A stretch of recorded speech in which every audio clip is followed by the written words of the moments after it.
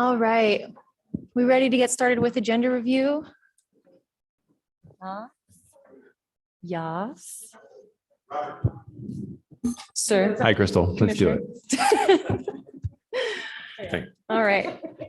So we have a surprising agenda tonight. It looks like we might have a light night, which is great. Don't jinx it. Everyone knocking on wood. Got it. We're good.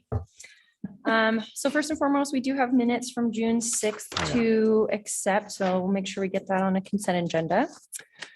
The first item is the last item from last month. That's PUD 2223 at 4403 North Maple Grove Road.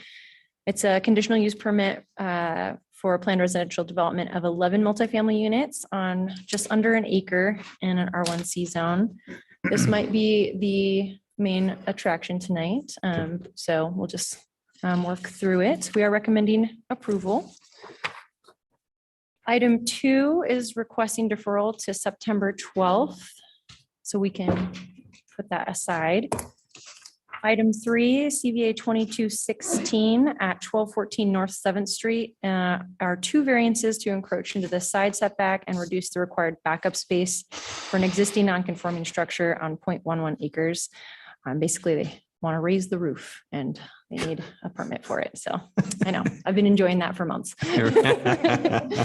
We are recommending approval and we haven't heard anything on that one, so we can try for consent. Item 4 is CAR 2213 at 2171 East Danzy Drive. It's a rezone of approximately 6 acres from A1 open land to M1D DA. We are recommending approval, but the applicant is against the DA condition requiring the buffer. So we can have a conversation about what that could look like. Item 5 is also requesting deferral. I just cannot get this one off my plate. Hopefully next month. We'll see that one through. Right. Okay. And then item 6, it's PUD 2238. It's a modification of a CUP PUD to remove the condition for street improvements. We haven't heard anything on that. We are recommending approval so we can try for consent. Item 7 is going to be the second star of the evening. It is CAR 2211, PUD 2228, and SUP 2235 at 6776 East Warm Springs Avenue. We are recommending approval, but there is neighborhood opposition and the applicant is against condition number 4 to install detached sidewalks on the interior of the development. So we will be hearing that one, and there is a good sign up sheet outside. So, Mr. Chair. Jennifer. I will have to recuse for item number 7 as I worked on the site plan initially. Okay. Mr. Chair, John. and I'm recusing from item 7 as well. The Okay. Warm Springs. Yeah, right. Okay. And I've got a question on 6, the sidewalks consent. I read through that. Is there any, I'm kind of concerned about that. I mean, we're just letting that go unless there's other discussion about it. That was that weird one, right? Weird. it's on that like corner of that local street, and there's no other improvements there. And it's just a really small little part of it. Yeah, more than welcome to pull that at your discretion. Yeah, we can certainly pull it, John, if you want to chat about it. Yeah, I'd like to. Okay.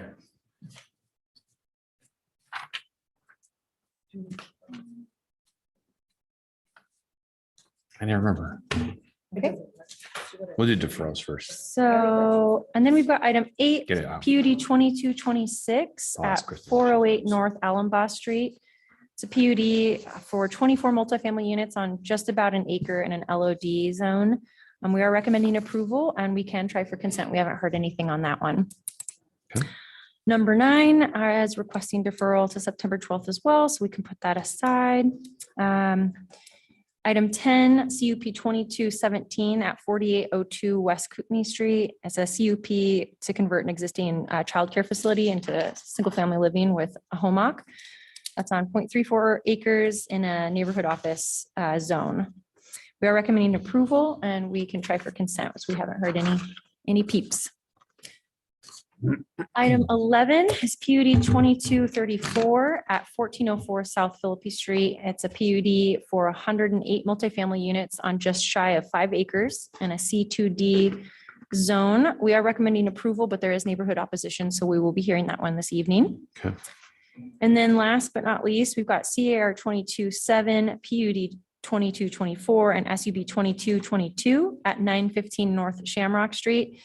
It is a PUD and associated permits, a PUD and rezone for basically 23 single-family homes on about 3 acres, going from A1 to R1C.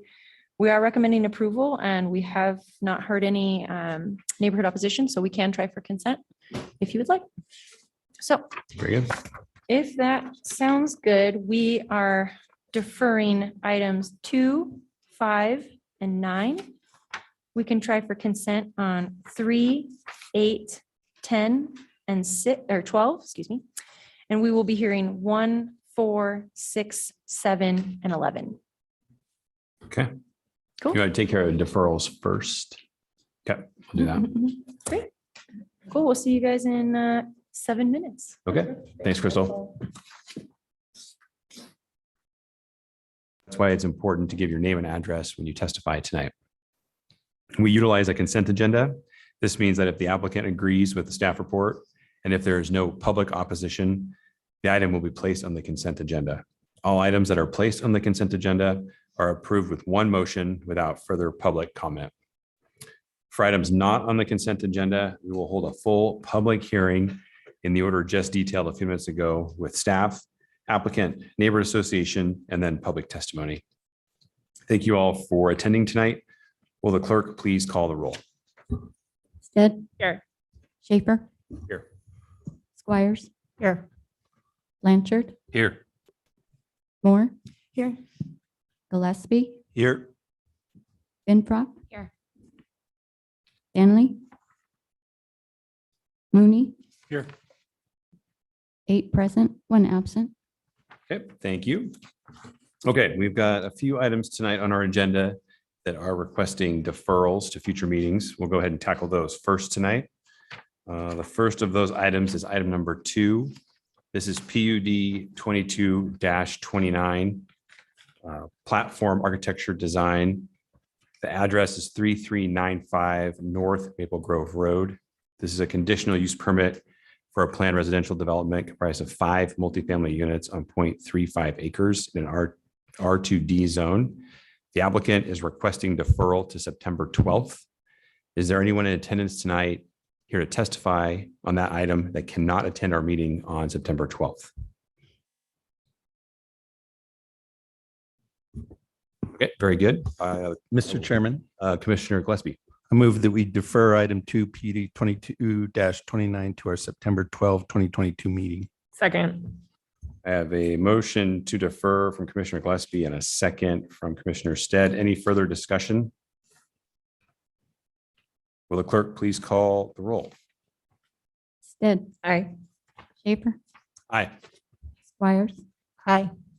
Blanchard. Aye. Moore. Aye. Gillespie. Aye. Benfrock. Aye. Mooney. Aye. All in favor, motion carries. Okay, thank you very much. The next item, we have another item for requesting deferral. This is item number 5, CAR 21-42 Sawtooth Development. The project address is 8710 South Pleasant Valley Road. And this is an annexation of 81.23 acres with an M1D DA zone. The applicant is requesting deferral to September 12th. Is there anyone here in attendance tonight who would like to testify on that item that cannot attend our meeting on September 12th?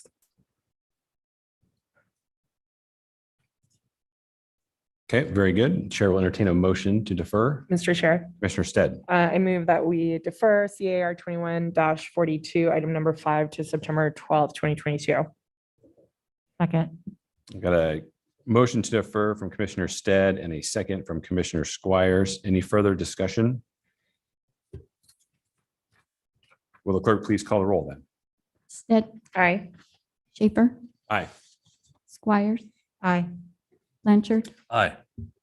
Moore, Aye. Gillespie, Aye. Infrock, Aye. Rooney, Aye. all in favor, motion carries. Okay, thank you.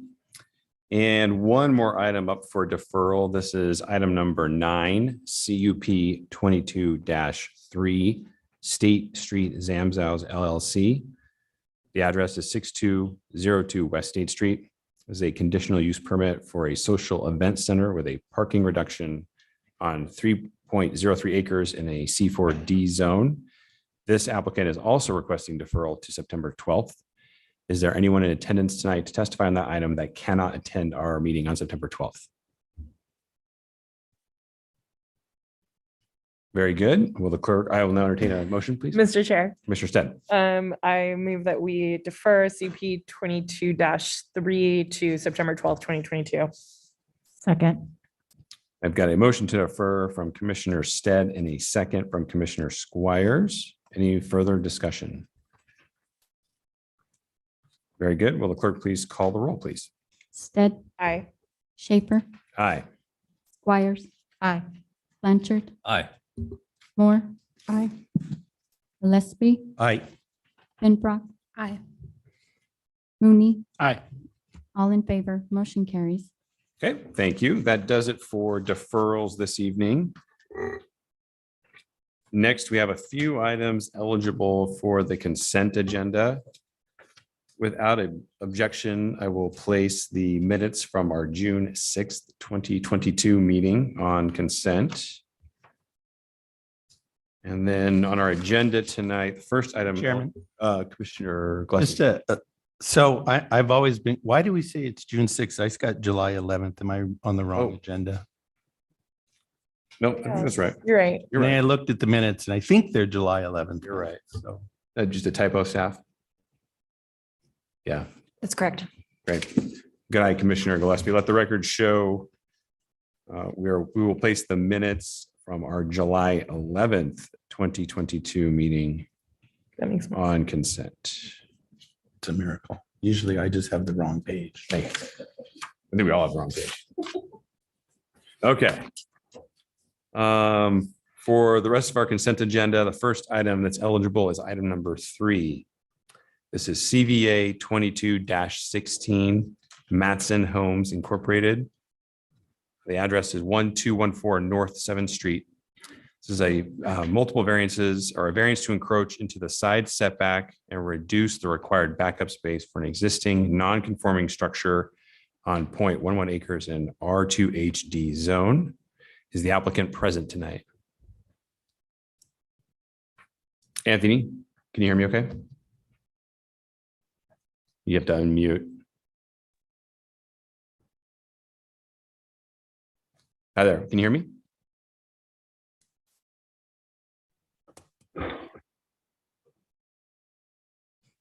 Mr. Chair, it looks like they muted again, so Yeah, maybe they did that on accident. he's back. Are you in agreement with the terms and conditions of the staff report? Can you just type in the chat, Crystal? Yeah. If you are in agreement, Anthony, can you please just type into the chat function? And we can read into the record.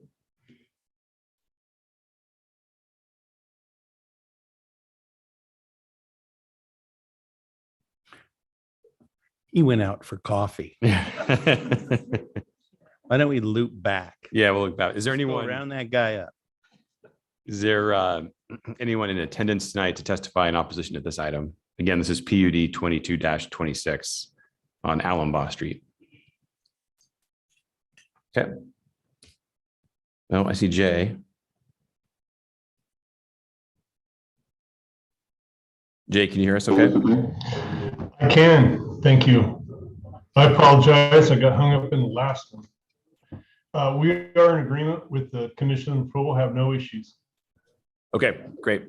Let the record show the applicant is in agreement with the terms and conditions of the staff report, and no one is here testifying in opposition, so we'll place item number 8 on consent.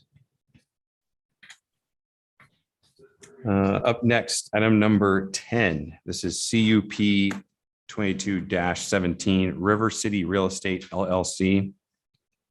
project address is 4802 West Kootenai Street. This is a conditional use permit to convert an existing commercial childcare facility into a single-family dwelling with home occupation on 0.34 acres in an NOD zone. Is the applicant present tonight?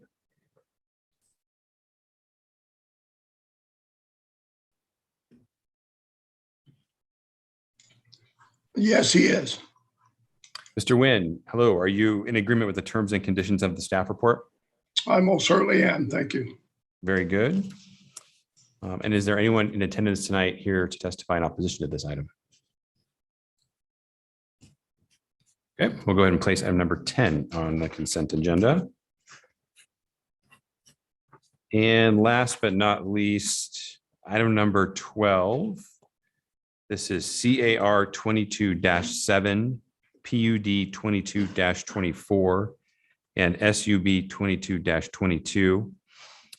The applicant is Rodney Evans and Partners PLLC. Project address is 915 North Shamrock Street. This is a rezone of approximately 3.17 acres from A1 zone to R1C, a conditional use permit for 23 single-family homes, and a preliminary plat for the residential subdivision of said homes. Is the applicant present this evening? I saw Ben online. Ben, are you guys in agreement? Are you all in agreement with the terms and conditions of the staff report? Yes, we are. Okay, great. Thank you. And is there anyone here tonight to testify in opposition to this item? Okay, very good. We'll go ahead and place item number 12 on consent. Mr. Chair, Commissioner Stead. I move that we approve the consent agenda, including the minutes from July 11th, 2022, item number 3, CVA 22-16, item number 8, PUD 22-26, item number 10, CUP 22-17, and item number 12, including CAR 22-7, PUD 22-24, and SUB 22-22. Second. Got a motion to approve the consent agenda and by Commissioner Stead and a second by Commissioner Squires. Any further discussion? Very good. Will the clerk please call the roll? Stead, Aye. Schaefer, Aye. Squires, Aye. Blanchard, Aye. Moore, Aye. Gillespie, Aye. Finfrock, Aye. Mooney, Aye. all in favor, motion carries. Okay. Thank you all for that. All right, deferrals are dealt with, consent is dealt with. We'll go ahead and move back to the top of our agenda and here are the rest of these remaining items. Up first is item number 1. This is PUD 22-23, ADP Architects. This was deferred from our last meeting on July 11th. The project address is 4403 North Maple Grove Road. This is a conditional use permit for a planned residential development comprised of 11 multifamily units on 0.98 acres in an R1C zone. First, we'll hear from staff. Ms. Jessie Lyle.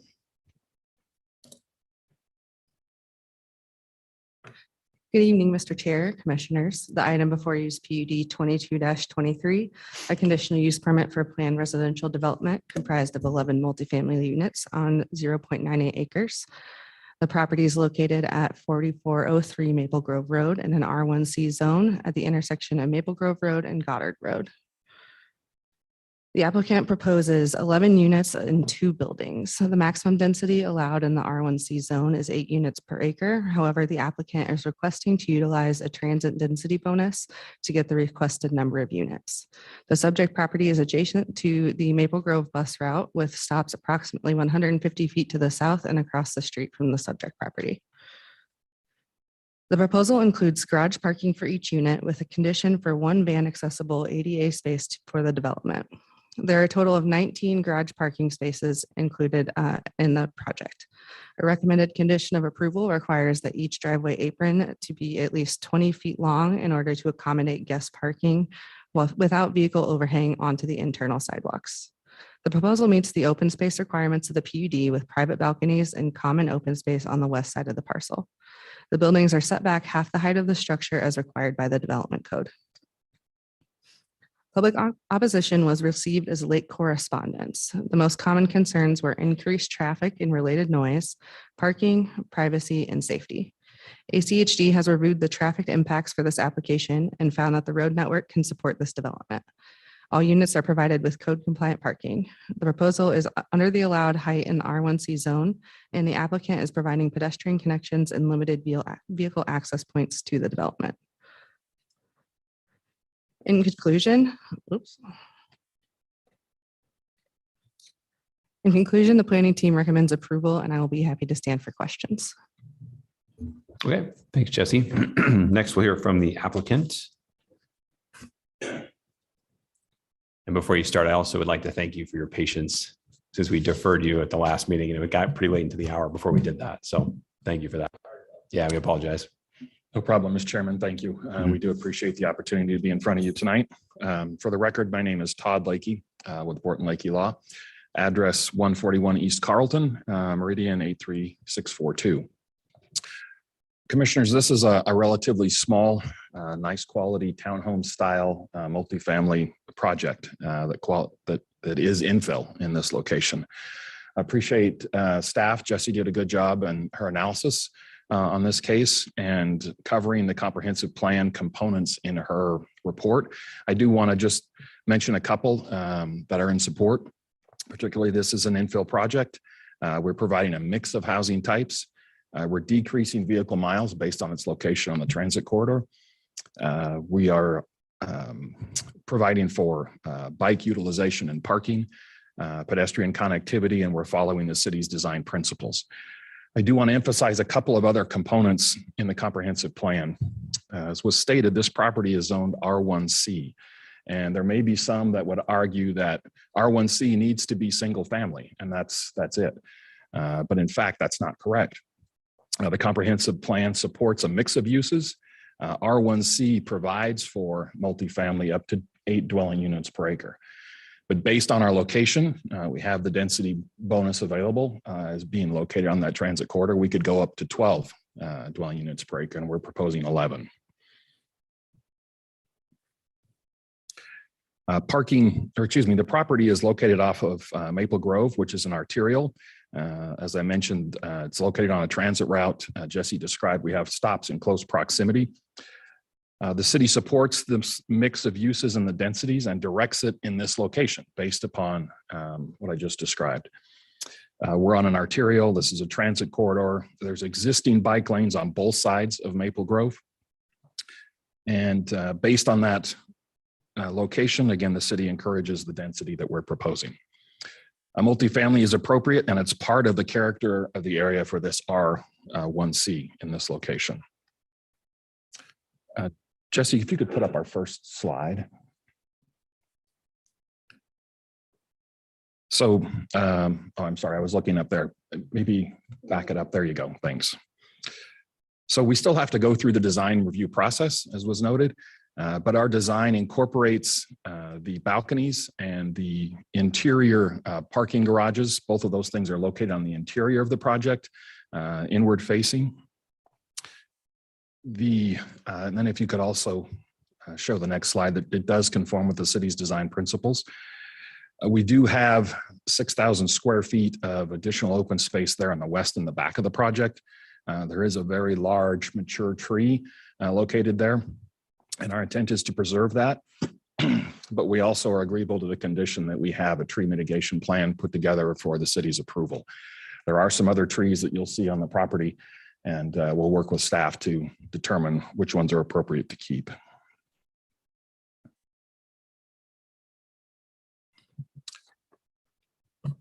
We are providing adequate parking. As far as outdoor parking, we're providing the 20 spaces, 17 are required. But the guest parking, I think, wasn't necessarily considered by some of those in opposition. Guest parking is available in the parking spaces at the driveway in front of the garages, and we're required to provide that additional 20 feet of length to accommodate those guest parking spaces. And the additional spaces within the garages are available for up to 19 vehicles within the garage spaces.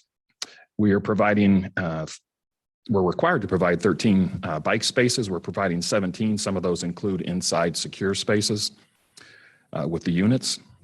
There was some concern expressed about folks parking along Maple Grove. If you could pull up the next slide, Jesse. So this is a picture of Maple Grove. You can see the bike lanes that are located on both sides of Maple Grove, and there's existing no parking signs. So people will not be parking in those locations. If they will, they're in violation. The bike lanes are clearly marked and striped. Next slide. In relation to traffic, we're agreeable to the conditions required by ACHD, but Maple Grove is already built out to full development. There's a turn lane, a left turn lane that goes into the site. And this is a picture of the intersection. You can see kind of the traffic lights there, and there's that kind of concrete paved area just past the crosswalk. That's the entrance to the site. If this was an 11-unit multifamily project in the middle of this block away from a traffic signal, it's really kind of inconceivable that a traffic signal would be required for access to this project. But fortune has located us right in front of a traffic signal, which provides a signalized intersection when we're only adding 7 PM peak hour trips to the traffic system. So it's extremely safe when it comes to access on Maple Grove. So commissioners, this is, as I said before, an excellent location for multifamily. We're providing mixed use. We're on an arterial, on a transit corridor. We're providing bike lanes, and we're at a signalized intersection. We agree with the staff's conditions of approval, and the need for multifamily certainly still remains high in the city of Boise. This is a small, high quality multifamily infill project that meets the zoning ordinance and comprehensive plan. I would ask for your approval. Commissioners, I'd be happy to answer any questions. We also have our design consultant online if you do have any more technical questions. Okay, thanks, Mr. Lickey. We'll hold for questions just for a minute. We're going to check in to see if we have someone from the neighborhood association here first to hear from those folks. Okay, thank you, Mr. Chairman. Thank you. Yeah, if there's anybody here from the West Valley Neighborhood Association.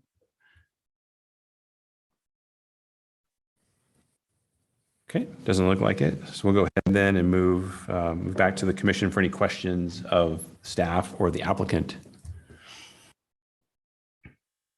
I have a question. I have a few questions, but I have a question for staff. Can you, I know that this was touched upon, but can you just reiterate again and speak to the zoning and what this zoning means and what the maximum is and what they're proposing? Because I think that there is maybe some confusion about that single family label and how this might fit into the zoning code. Mr. Chair, Commissioner said, yes. So the R1C zone allows for up to 8 units per acre, and they are requesting 11. The reason they're requesting 11 is they're requesting a transit density bonus that is allowed in code because they are in proximity to transit lines. Thank you.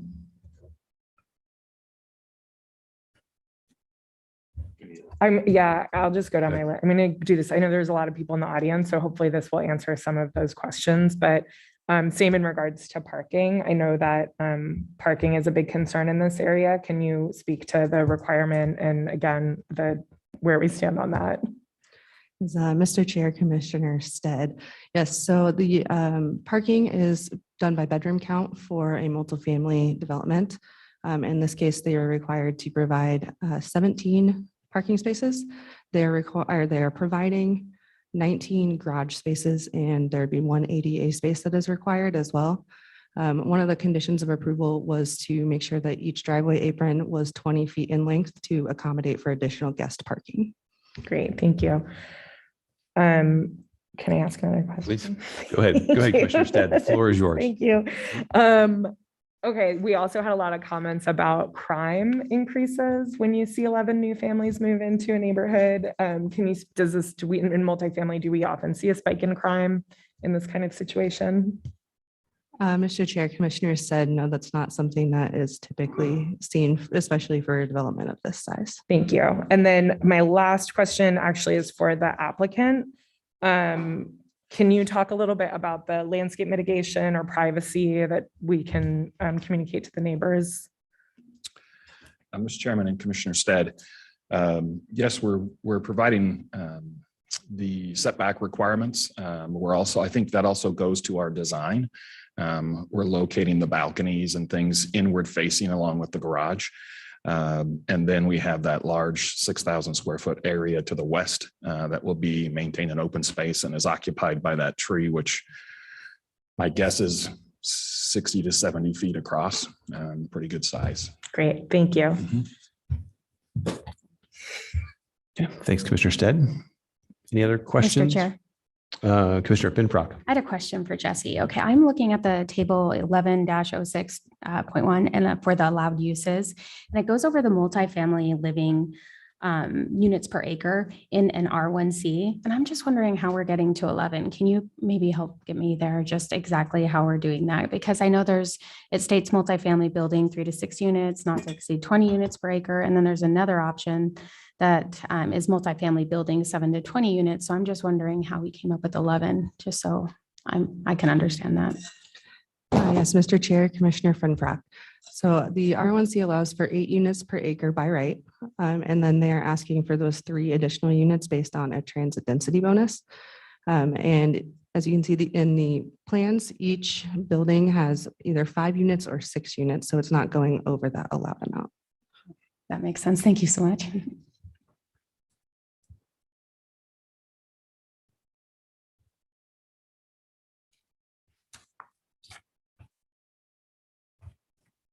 Any other questions? Okay. Very good. Thanks, Jesse. Thanks, Mr. Lakey. Okay, we'll go ahead and open this item up for public testimony. If you're here to testify here tonight, please step on up to the podium here. Everyone will be given 3 minutes to testify, and please start with your name and address when you begin. And if you're online, please go ahead and raise your hand. We'll do the in-person folks first and then move to the online folks. My name is Phil. Is that loud enough? Maybe tip that microphone up just a bit higher. There you go. My name is Phil. Does that work? I have hearing aids and sometimes it doesn't come out right. Gotcha. No, hear you just fine. Okay. You can give your address too, please. 9011 Woodside Court, directly north of the project. Okay.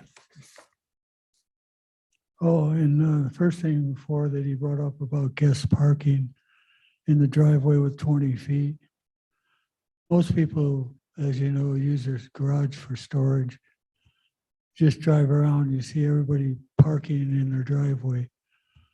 I don't know how you're going to put 2 cars in 20 feet, especially with the big vehicles that are used today. So 8 per acre sounds a lot better.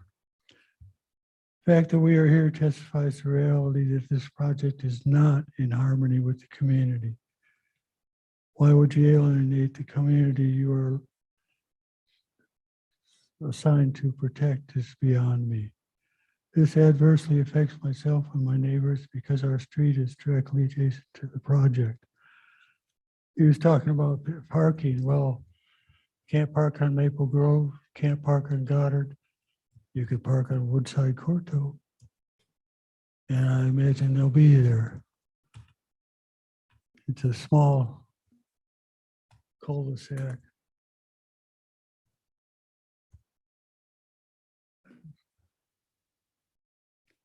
ACHG now recommends not enough visitor parking at program 3. City of Boise requires a greater number of designated guest parking spots be constructed on the development to prevent overflow parking on Maple Grove Road, a minor arterial roadway, which prohibits on-street parking.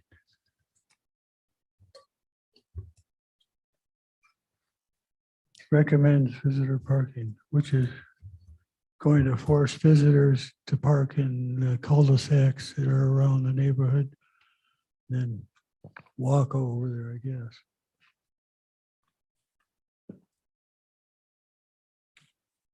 In the proposal and in the site map, I don't know if we got one up. Goddard and their driveway are depicted as facing each other, lined up right. If you go out there and look at it, it's not so. There's more than 3 feet difference between the property, and it just that Goddard connects with the edge of my property. So it just wasn't drawn very correctly.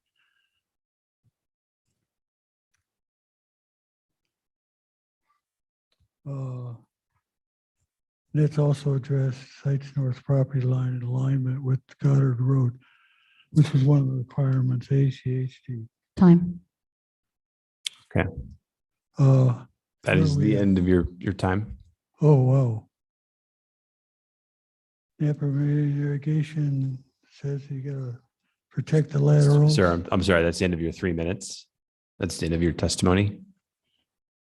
Thank you. Is there anybody else here tonight that'd like to testify? Please come on up.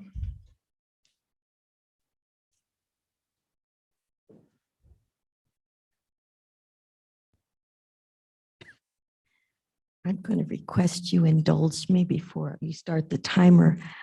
I'm a long haul COVID survivor, meaning I survived a 14-day coma on a ventilator. But as a result of the ventilator for that length of time, it damaged my right vocal cord. So it's very difficult for me to talk. Okay. So if you will, I'll do my best, but please.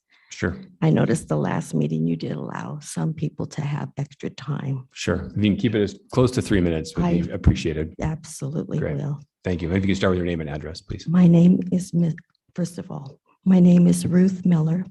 I reside at 9025 West Woodhaven Court, Boise, Idaho. Mr. Chair and Commission members, thank you for allowing me the opportunity to come before you to share our deep concern regarding the negative impact the proposed planned residential development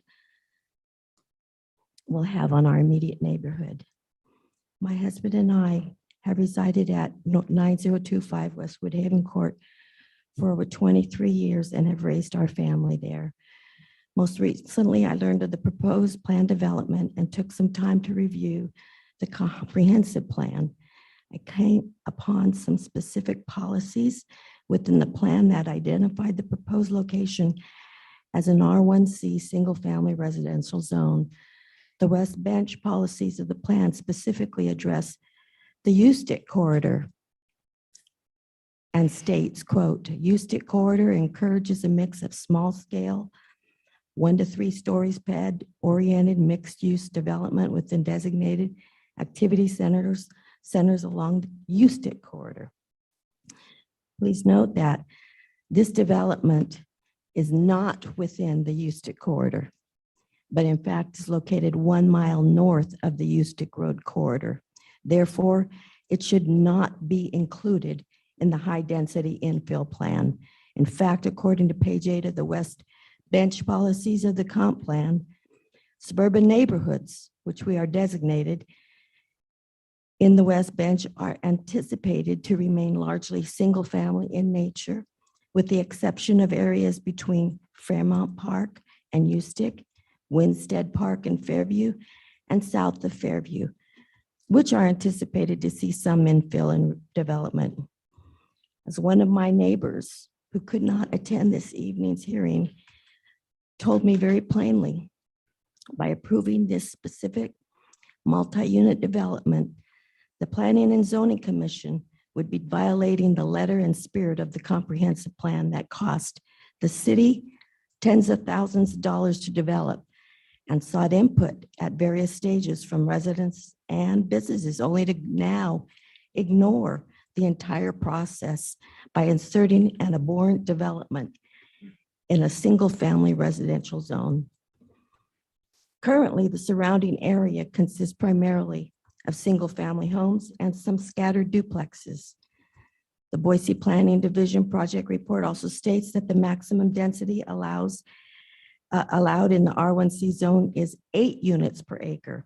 However, the applicant is proposing an 11-unit multifamily development with a 5-plex and 6-plex building on 0.98 acre. Again, the maximum density allowed is 8 units per acre. However, the transit density bonus allows up to 12 units.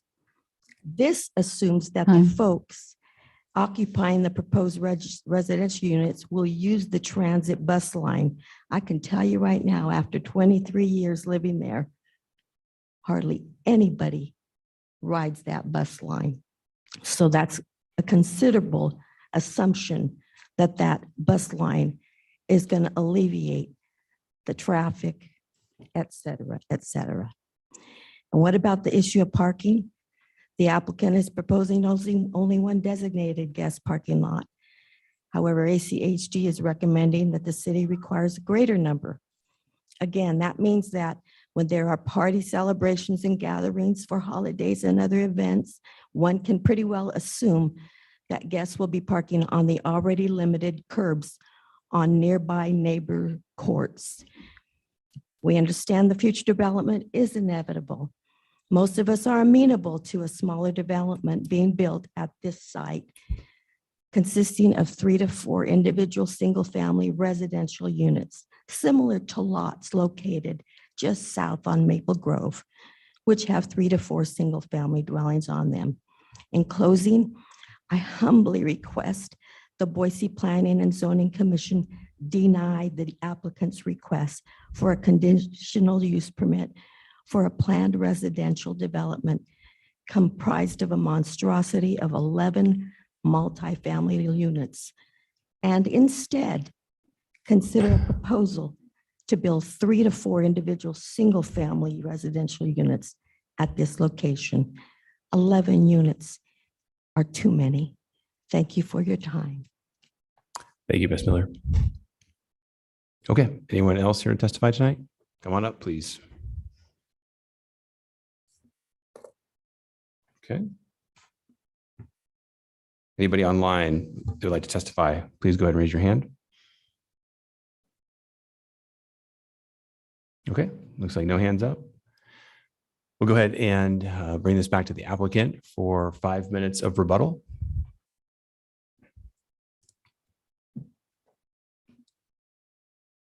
Thank you, Mr. Chairman. Commissioners, again, for the record, Todd Likey, 141 East Carlton, Meridian 83642.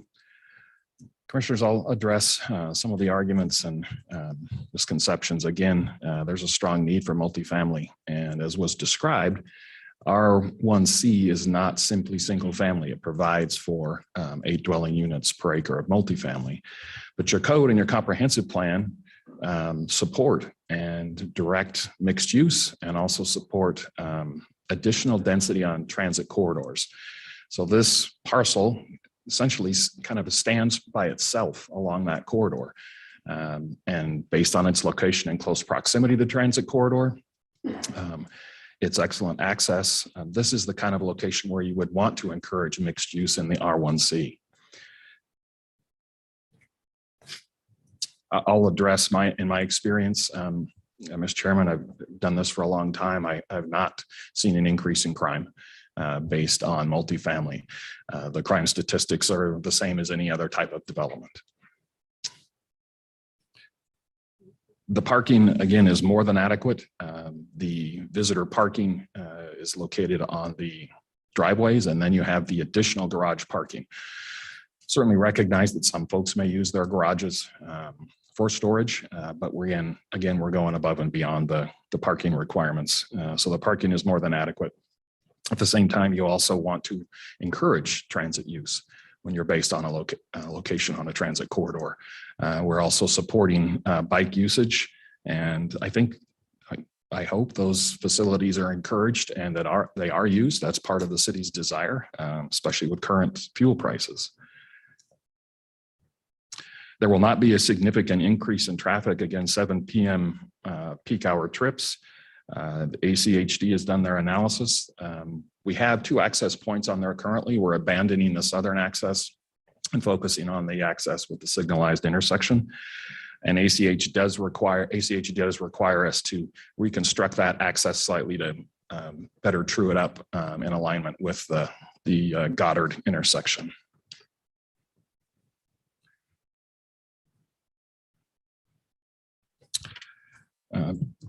Commissioners, again, this meets your comprehensive plan. This is the right location for multifamily in this type of zone.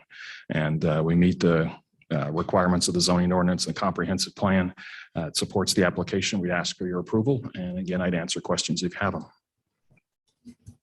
No more questions at this time, Mr. Lakey. Thank you. Mr. Chairman.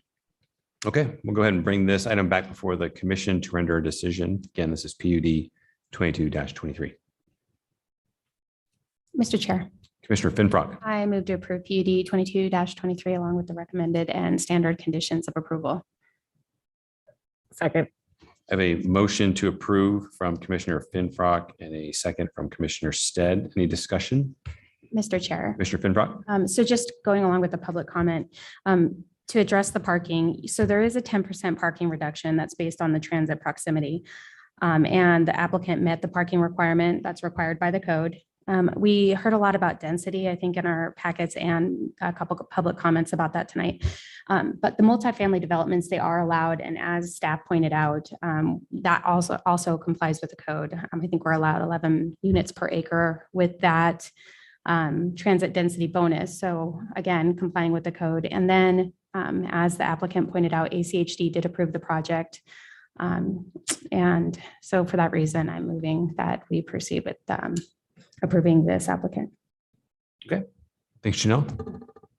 Mr. Stead? I don't have much to add. I support what Janelle said. Okay, very good. Any other discussion?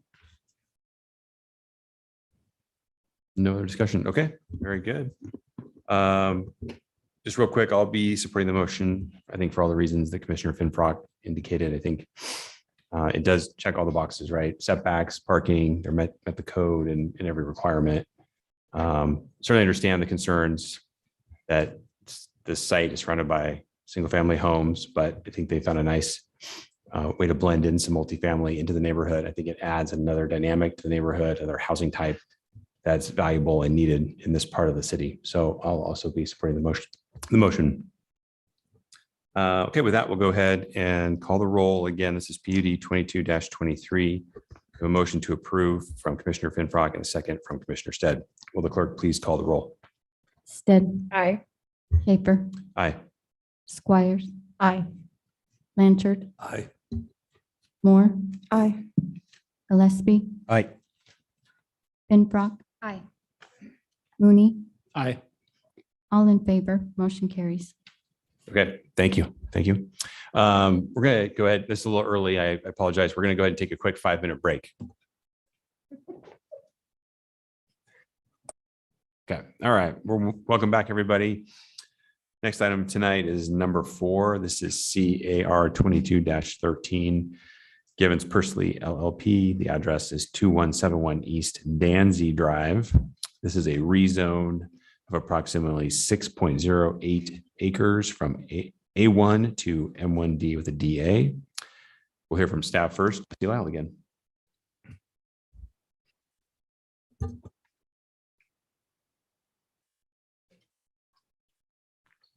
Good evening, Mr. Chair, members of the commission. Item for you is CAR 22-13, a rezone of approximately 6.08 acres from A1 to M1D with a development agreement located at 2171 East Danzy Drive. The subject parcel is surrounded by industrial uses to the south and west, residential to the east, and land owned by Idaho Power to the north. The property is designated as industrial on the future land use map. The applicant is proposing to rezone the subject parcel to M1D to construct an 88,000 square foot warehouse. There's a large Idaho Power easement on the east side of the property, and the property will take access from Brana Street through a cross-access agreement with property to the south. The association development agreement will restrict access from Danzy Drive to gated fire access only to keep the industrial traffic out of the existing neighborhood. Other proposals in the draft development agreement include limiting uses to exclude any manufacturing, production, or industrial uses where the majority of the use is conducted outdoors, limiting trucking terminals where a truck stop or fuel station is the primary use, limiting service stations and composting facilities.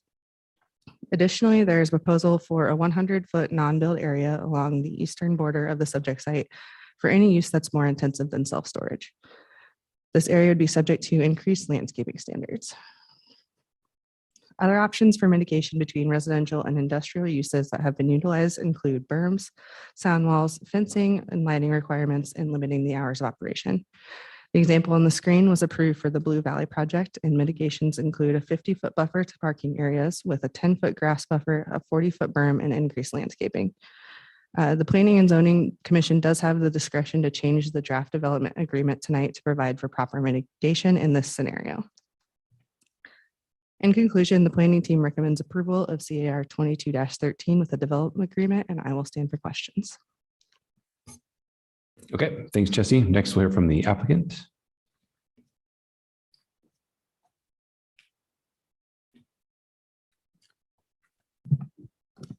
Thank you, Chairman and Commissioners, excuse me.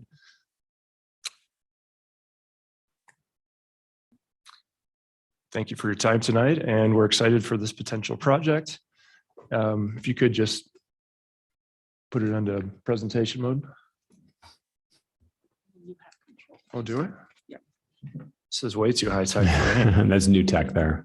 I'm sorry, if we can get your name and address too. My name is Blair Eklund, and my address is 1334 Silver Rock Lane, Evergreen, Colorado.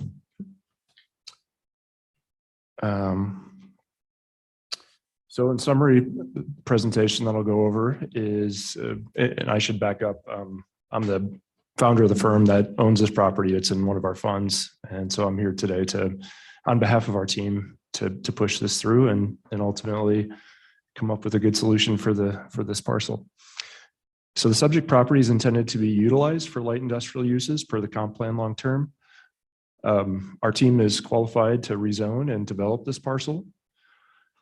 Light industrial, we believe light industrial is a better fit than self-storage with the neighboring residential and for the city of Boise. We own the parcel building to the south, which is 2100 Braniff, and are uniquely able to provide access via that parcel, whereas anyone else that would buy this would have to provide access via the neighborhood. And then lastly, we have some neighborhood feedback and planner recommendations in our presentation. So existing photos, as you can see, it's a beautiful parcel. However, the prior owner, Jim Congers, who's also a developer who's probably been in front of this committee many times, did the neighboring residential, and there's a reason why this wasn't residential. It's a buffer to the heavy industrial next door, but also, as you can see on this slide, clearly there's power lines going through the middle of it. So here's some existing photos with the current residential and what they see. I'll skip over these slides. There's some canned slides on our firm. We own 3 properties in the Boise Treasure Valley as of right now, and over the next 5 years, we plan to continue to invest here as we like the pro-business environment here and the people. And my wife graduated from Boise High. As you can see, we're not only here, we're in other places as well. A couple of projects. So that talking about the building to the south, which is, we're only buying this because we own the building to the south, and we're currently in with the city for permits. We're actively doing demo on it, and it's about a $4 million project, just refitting it. Our vision is generally breathing life into old assets or to develop where it makes sense. Here's a current picture of the site.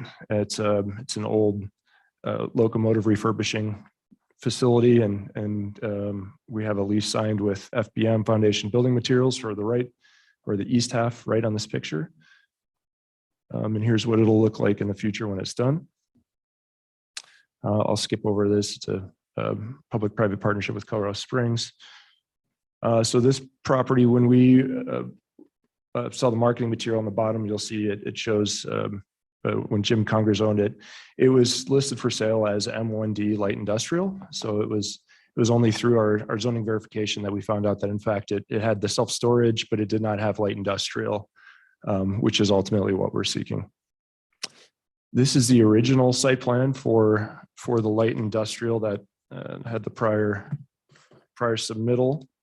So a couple notes on light industrial or on self-storage. So this was planned to have access via Danzy, which would be via the neighborhood. And a couple notes on self-storage. Idaho has 10.76 square feet per person self-storage. What does that mean? It's higher than any other state in the United States, and it's double the national average. So there's no shortage of self-storage around. The other is the access is via residential, and the peak hours are generally the same hours that residential are going to and fro home from 4 to 7 as well as weekends. What we're proposing, light industrial being warehouse distribution, is your general Monday to Friday, call it 8 to 4, 8 to 5 type hours. So it's more congruent with the neighborhood around it. This is a hard slide to see, but in crux, what it is TOK Commercial, which is a local real estate firm, puts together on a quarterly basis how the industrial market is doing. And in summary, there is 0 vacancy in the southeast by the airport, and the entire Treasure Valley has a 1% vacancy. There's a lack of industrial, and there's significant demand.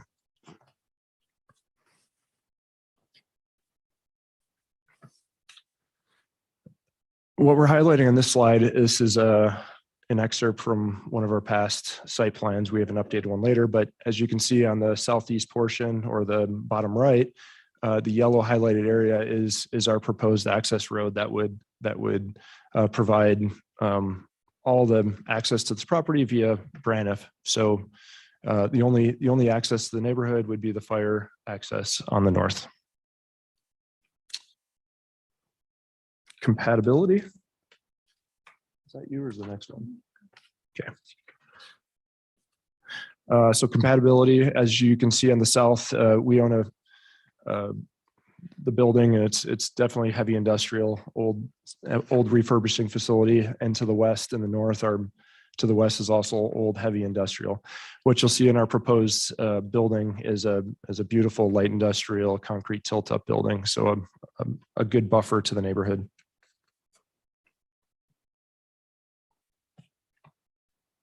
Elizabeth, would you mind taking this, please? Elizabeth. It's really tall. Elizabeth Kekkeritz, Givens Pursley, 601 West Bannock, Boise, Idaho. Okay, we did hold a neighbor meeting on April 11th. There was one attendee, and the only real feedback was to, gosh, I can't read my slides here. Sorry. It's pretty small. I do have a bigger version right here. Oh, it's right here. Okay.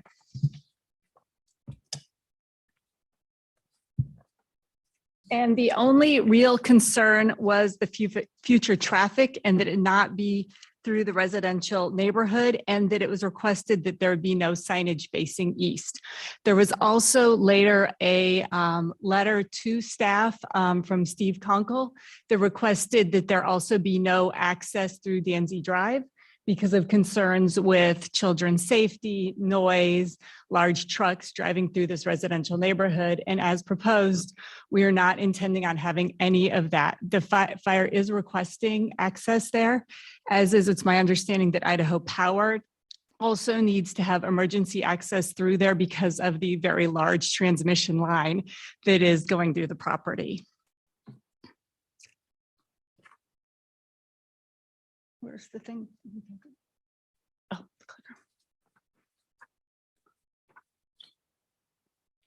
Okay, we are in agreement with all of the permitted uses, which would be any uses allowed in the M1 zone, except for the outdoor uses, the truck terminal, service station, composting facilities.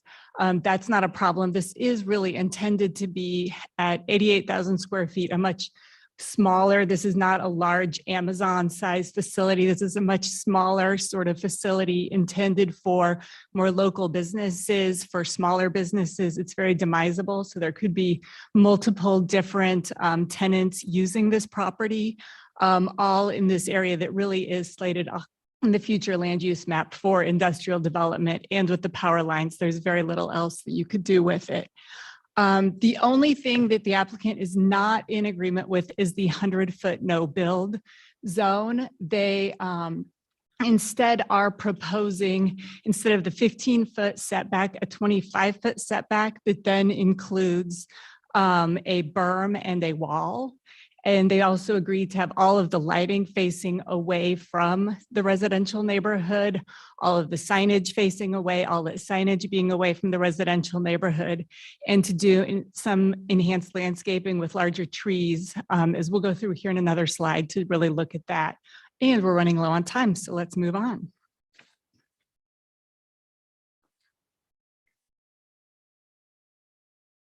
It's not working. Thank you.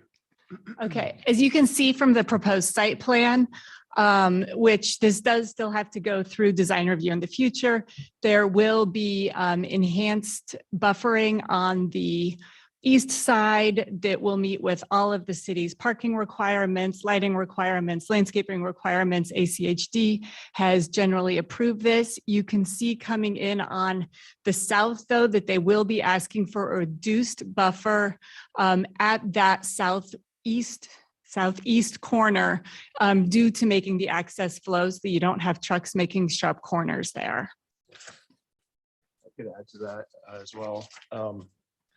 In the southeast corner, there's already a buffer from the residential. You can see just on the other side of the heavy black, there's a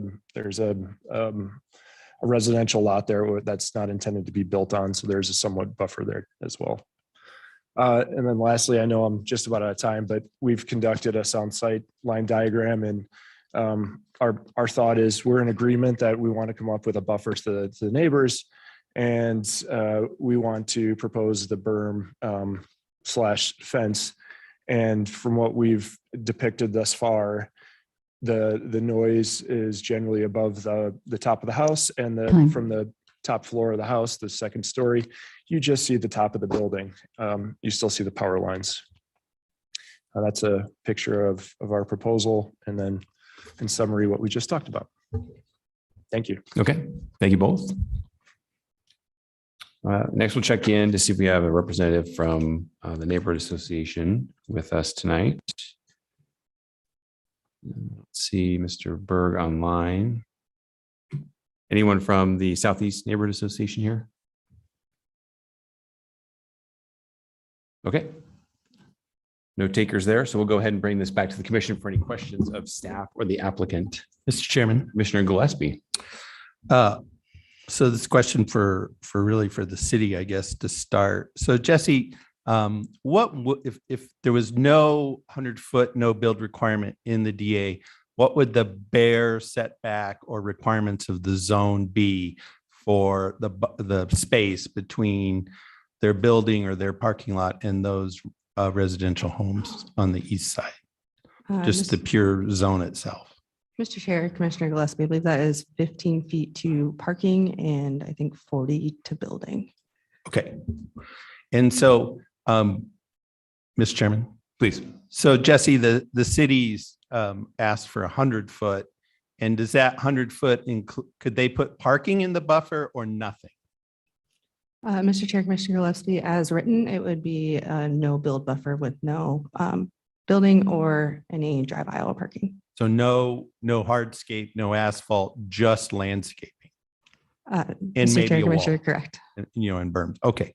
So you're basically asking this commission to double more or less that space, even more than double, because it's really 15 feet and then parking lots and stuff can start. So we're going to 100. So what's the city's argument for why that 100-foot is required, which is roughly, let's say, 3 or 4 times what the zone by itself would require? Mr. Chair, Commissioner Gillespie, essentially that number came from the highest buffer you could have between any kind of industrial and residential, not just the M1 zone. And also that came from the suggestion from the airport area rezone. And that is where that number came from. But again, it's up to the commission's discretion to decide if that's an appropriate number tonight. So when you say, Mr. Chairman, please. So when you say the suggestion from the airport area rezone, is that referring to the Blue Lake, that whole issue? Or is it referring to that new property where we're in the middle of discussing the annexation and there's residential stuff on the west? And you'll recall that this commission heard that about, what, 4 months ago? So what exactly do you mean by that? Mr. Chair, Commissioner Gillespie, it would be the piece that has not actually been annexed yet and the one that's in flux. The Blue Valley that you were referring to had a 50-foot buffer to parking. Okay. All right. Thank you. Mr. Chairman, I have questions for the applicant. Please, Commissioner Gillespie. So applicant people. So tell me why you think 100 foot is the wrong number, and you know, what's the adverse impact that would cause on you? Given the location of the, Elizabeth Kekkeritz for the applicant, sorry. Given the location of the power lines through the property, that eats up the entire, I mean, that cuts into almost a third of the way across the entire property. To our knowledge, there are no other industrial developments adjacent to residential that require such a large buffer. The airport property one that was 100 feet, that was the city requesting that on its own city property. And that application was actually pulled a few weeks ago. It's my understanding, and I thought, and I may be remembering incorrectly, but I thought Blue Valley ended up landing on a 40-foot buffer requirement. Yeah. Blair Eklund. Thank you, Commissioner Gillespie, Chairman. 100 feet is, it wouldn't, the project is dead on arrival. We couldn't, the access would make the truck court after the access, the truck court would be too small to really back in trailers and back out. So we requested 25 feet, but there's a little bit of room that we could go with the landscape buffer. But our second point and our real argument is just that it's not the length of the landscape buffer, but rather what's in it, and having a good sized berm and fence so that the noise and the line of sight takes away from the light industrial or takes away from the residential neighborhood. Mr. Chair. Commissioner Gillespie, you good? You're good for now? Can we go to Commissioner Mooney? Okay, you're reload. Okay, we're gonna go to Commissioner Mooney. For the applicant, the Danzy access, you stated it's required for both emergency access, fire department, as well as Idaho Power. Obviously, there's a lot of concern from the neighbors about a bait and switch. Can you give us some assurances about what that would look like? Yeah, absolutely. We the only reason we bought this property is because we own 2100 Braniff to the south, and from not only from an industrial perspective, truckers certainly don't want to drive through residential neighborhoods if possible too. It's just easier going straight south into Braniff Street and then dumping onto Federal just around one block off from that. So any assurances that we can provide, I mean, that's the whole reason we bought this property. Additionally, it's in the development agreement.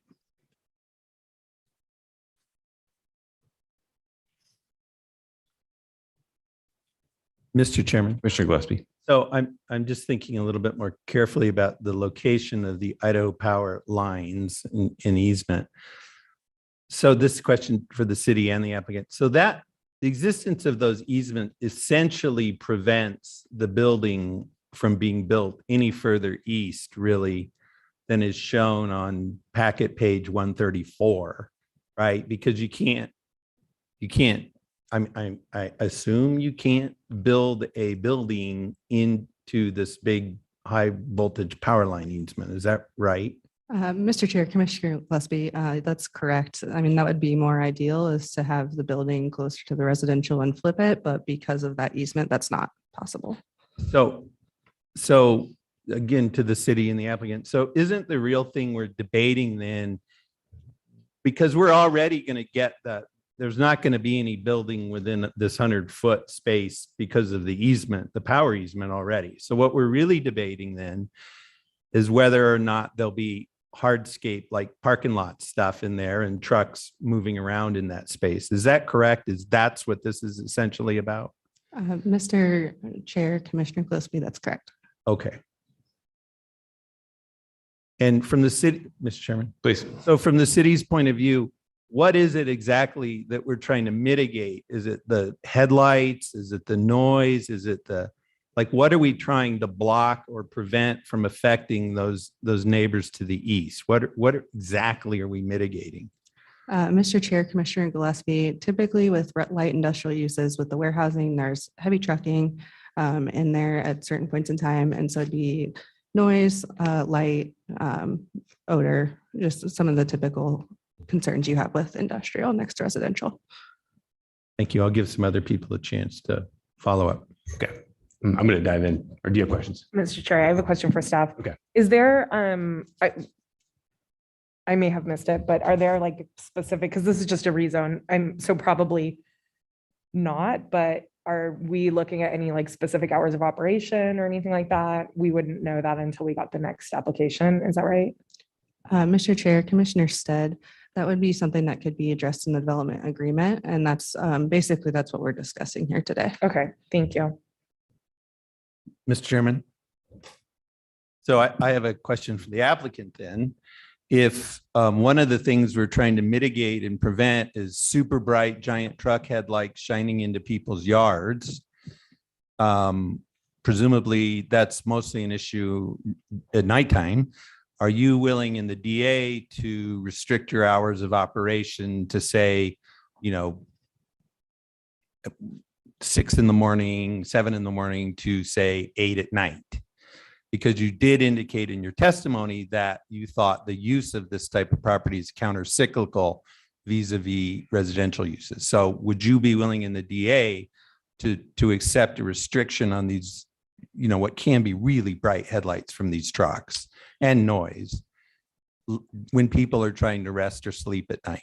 Yes, great question. Thanks, Commissioner Gillespie, Chair. Yes, we would be willing to do a quiet hours, say 10 o'clock to 6 would be what we would propose. But Mr. we're Chair, open to Let's let him finish. open to dialogue. Thank you. Okay. I'm going to piggyback on a bunch of that line of questioning too right now. Okay, very good. All right. Okay. Mr. Eklund, so you mentioned the buffer, the fencing, and I understand that this is a rezone application. We're not in design review right now. I'm curious though, in your mind right now, what is the wall, the proposed wall made out of, and how tall is that berm? And to be fair, I'm a landscape architect, so you're in my world right now. So I just got to understand what you're thinking as far as 25-foot wide buffer, but how tall is that berm? Yes, good question, Commissioner. Excuse me, Chairman. I have with me Jeff Slichter. Do you mind coming up to help from our design and our architectural firm? And we're still openly dialoguing on this. We actually updated the plan as of an hour ago, I believe. So Jeff would be able to better answer what our latest rendition was. Okay. But really what we're looking at is how do we mitigate having sound go above the homes? And then second, how do we mitigate the light pollution so that it goes into the berm / fence? And the visual from the second story is to the top of the building, but nothing less than that. Jeff? I don't know if I want to, Jeff Slister, Boise, or 1722 Helen Street, Boise, Idaho, with Slister Hugen Architecture. I don't know if I want to go up against landscape architect where it comes to burns, but I'm just being clear, just being fair. Thanks for the warning. Yeah. So we are proposing a 3-to-1 berm, planning on about 5-foot tall berm, 8-foot fence. What material that is at this time, we don't have, haven't decided that yet. Could be, we're assuming it's going to be more than just a vinyl fence, which is what the 6-foot fence currently, the current fence that exists is just a 6-foot vinyl fence. So, and that's at the property line. We're proposing something a little more substantial, but probably not a vinyl fence, but what it is exactly, we're not Not there yet. not there yet. Yeah, that's fine. No, and I'm not trying to hold you to anything. I just want to understand when you say 25-foot buffer berm. Yeah. How big is that? Right. Yeah, yeah. Just get some picture of that. Yeah, we're keep it to the 3-to-1 slopes and yeah. So Gotcha. that's Gotcha. where we're at. Okay, perfect. And then this might be a question, I have a follow-up too for you guys. It might be for Ms. Kekritz. Just for the record, to be clear, we're dealing with 2 Idaho Power easements, correct? If you can, or someone, maybe staff can answer that. It sure looks like 2 to me on the site plan. That is correct. That is correct, Mr. Chair. Okay. And then in my experience with Idaho Power, there's not much you could do within those easements, right? Now, the one easement, the easternmost easement, kind of clips into that buffer area on the southeast of the site. So is it your understanding you probably couldn't do much within that section of the easement? Correct. Couldn't plant trees underneath the Right. lines. Yeah. Okay. And then one more for you guys. Approximately on the site plan that's in the packet right now, what is the distance from, like, let's say the 2 northernmost building corners to the property line to the east? What are we talking distance wise there, roughly? From the property line to the building Yeah, itself. the buildings, yeah. The most narrow spot, we're looking at about, don't have that dimension on here, about 200 feet. Okay. Roughly. Great. And to have a functioning truck court would be about 142 feet. So you can't get 142 out of 200 if you have a 100-foot buffer. Right, correct. Okay, great, thank you. Yep. And then while I've got the floor, real quick, question for staff. So Jesse, the proposed 100-foot buffer in the application, in the city's mind, is that fully landscaped? Like, what's happening in that 100 feet? Is it undeveloped space? Is it landscaped? Is it irrigated? And what's the city's perspective on that? Mr. Chair, that would be a landscaped area. And again, the 100 feet came from one of the most recent, issues and times that we've seen this with the airport area. And that one's still in flux. So that's where the 100-foot came from. But of course, in this case, we have 2 Idaho Power easements crossing through that space, which would create an issue with trying to landscape. Would you agree? Mr. Chair, yeah, that would limit some of the landscaping. All right. Thank you. Mr. Chair. Commissioner Mooney. Another question for applicant, or not applicant, I'm sorry, for staff and maybe the attorney. What's the basis for going so far beyond the code from a legal perspective?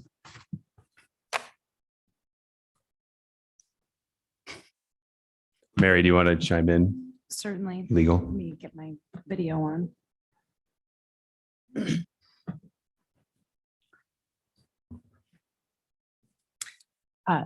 Chairman and commissioners, with regards to a development agreement and a rezone, there is discretion within the code and within the comprehensive plan in terms of what that buffer is.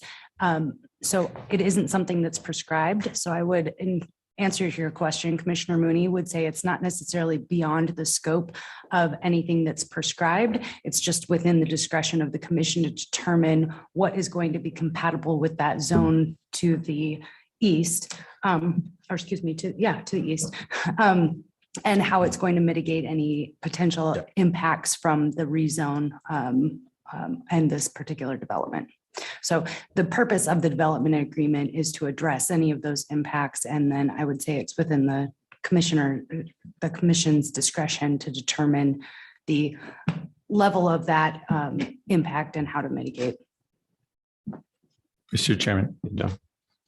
Commissioner Gillespie. John, that's why I was asking, like, is it the lights of the truck? Is it the noise? Like, what is the impact as specifically as we can get? Because then that can help us decide how big's the berm, how wide's the buffer, where does it go? Those sorts of things, I think, are what the code encourages to consider. So, Mr. Chairman, I have a question. So, how, so you're to the applicant, you're basically saying you also have a problem with that pinch in the southeast corner where the access comes from your other property. Why can't you move that access a little bit further west so you don't have that sharp turn? Like, is there a limiting factor on that property, if you get what I'm saying? Because you could line it up better. Commissioner Gillespie, great question. Could someone put up a slide of the site plan to help us walk through this? So if we go further to the west, it gets close to where the trucks, if you look on the east side of the building, the trucks are parked. And in order for a truck to pull in and out, truck creates conflict. It gets tight. It gets really tight against the trucks. Okay.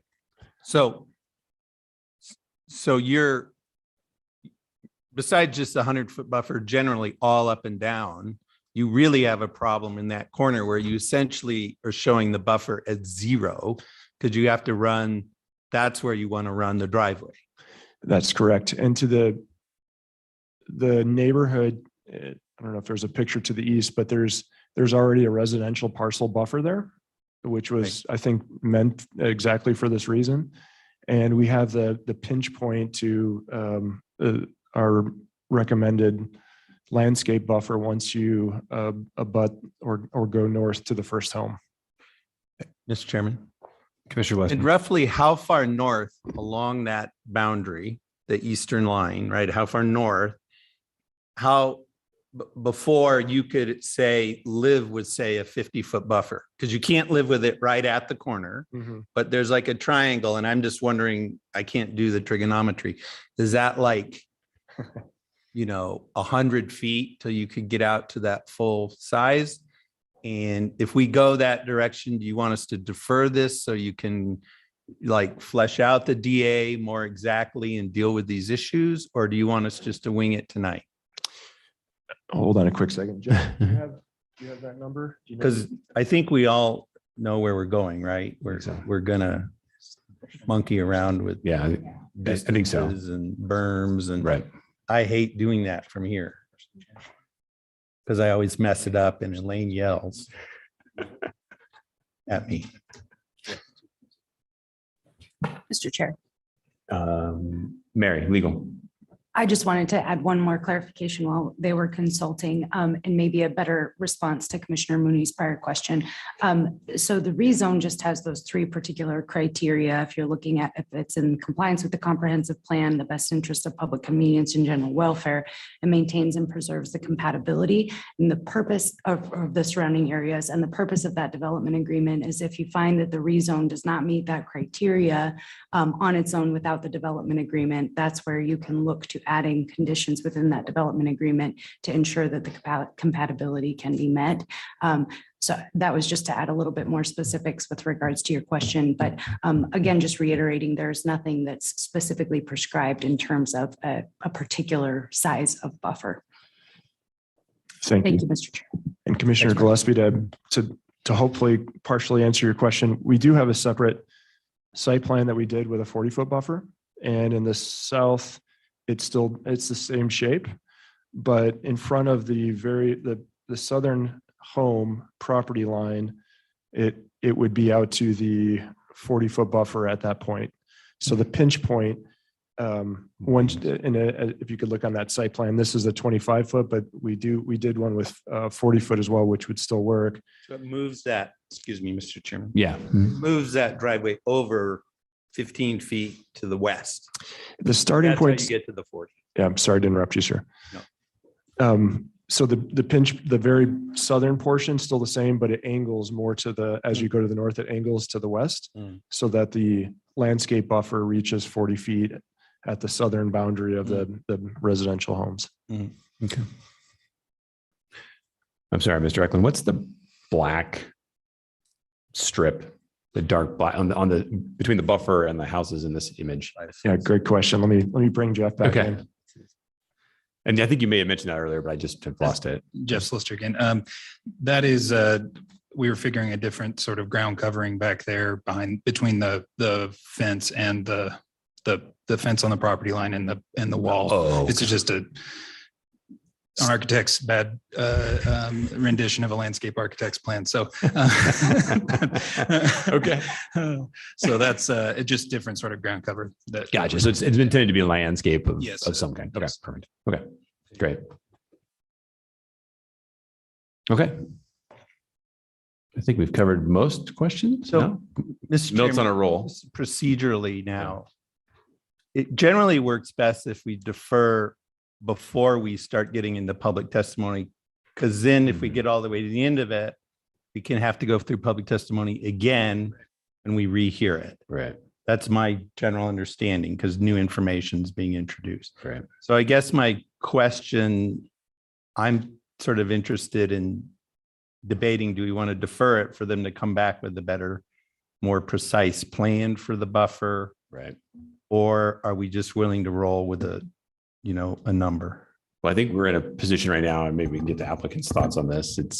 I think if I'm reading the dais correctly, we're probably interested in looking at probably a reduction. We could be interested in looking at a reduction in the width, but we need to understand what the berm is doing.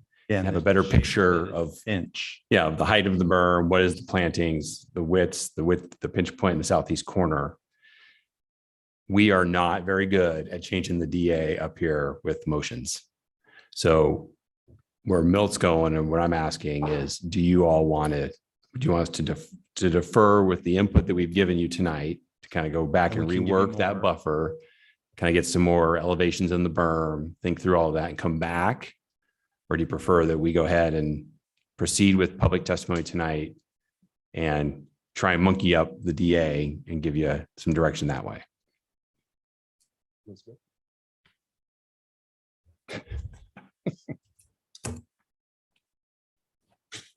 Cue the Jeopardy music.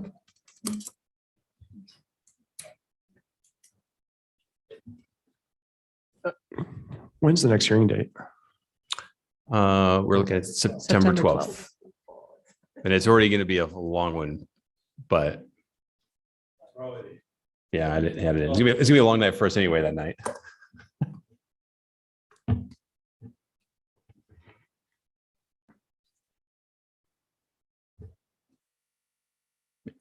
Mr. Chairman, if you want, I can give them like what I would want. Yeah, And they can think about like, do they want to try and get to it today? Or do they want to wait and take a crack based on like the three things I would like? Let's see what they have to say. It's my understanding, anticipating that you may end up going here. The proposed site plan as presented that's currently up on the screen is with a 40-foot buffer, not the 25 that we originally had. And the 40-foot buffer mirrors what Blue Valley had. And so we would be looking at and amenable to something that matches Blue Valley, which to my knowledge was the most contentious residential industrial development in a long time, other than the city's airport one, which the city pulled on its own. Mr. Chair. Commissioner Stead. We're the recommending body on this. I definitely would, I would encourage us to move forward with a recommendation and they can move to city council with a more vetted plan if they disagree with what we recommend. I agree with Meredith. Very good. I think the applicant agrees as well. So I think we're all in that's right. agreement. Let's carry on. Okay. So we still have the opportunity to ask any more final questions of the applicant before we proceed to testimony. Is there anything left hanging for anybody right now?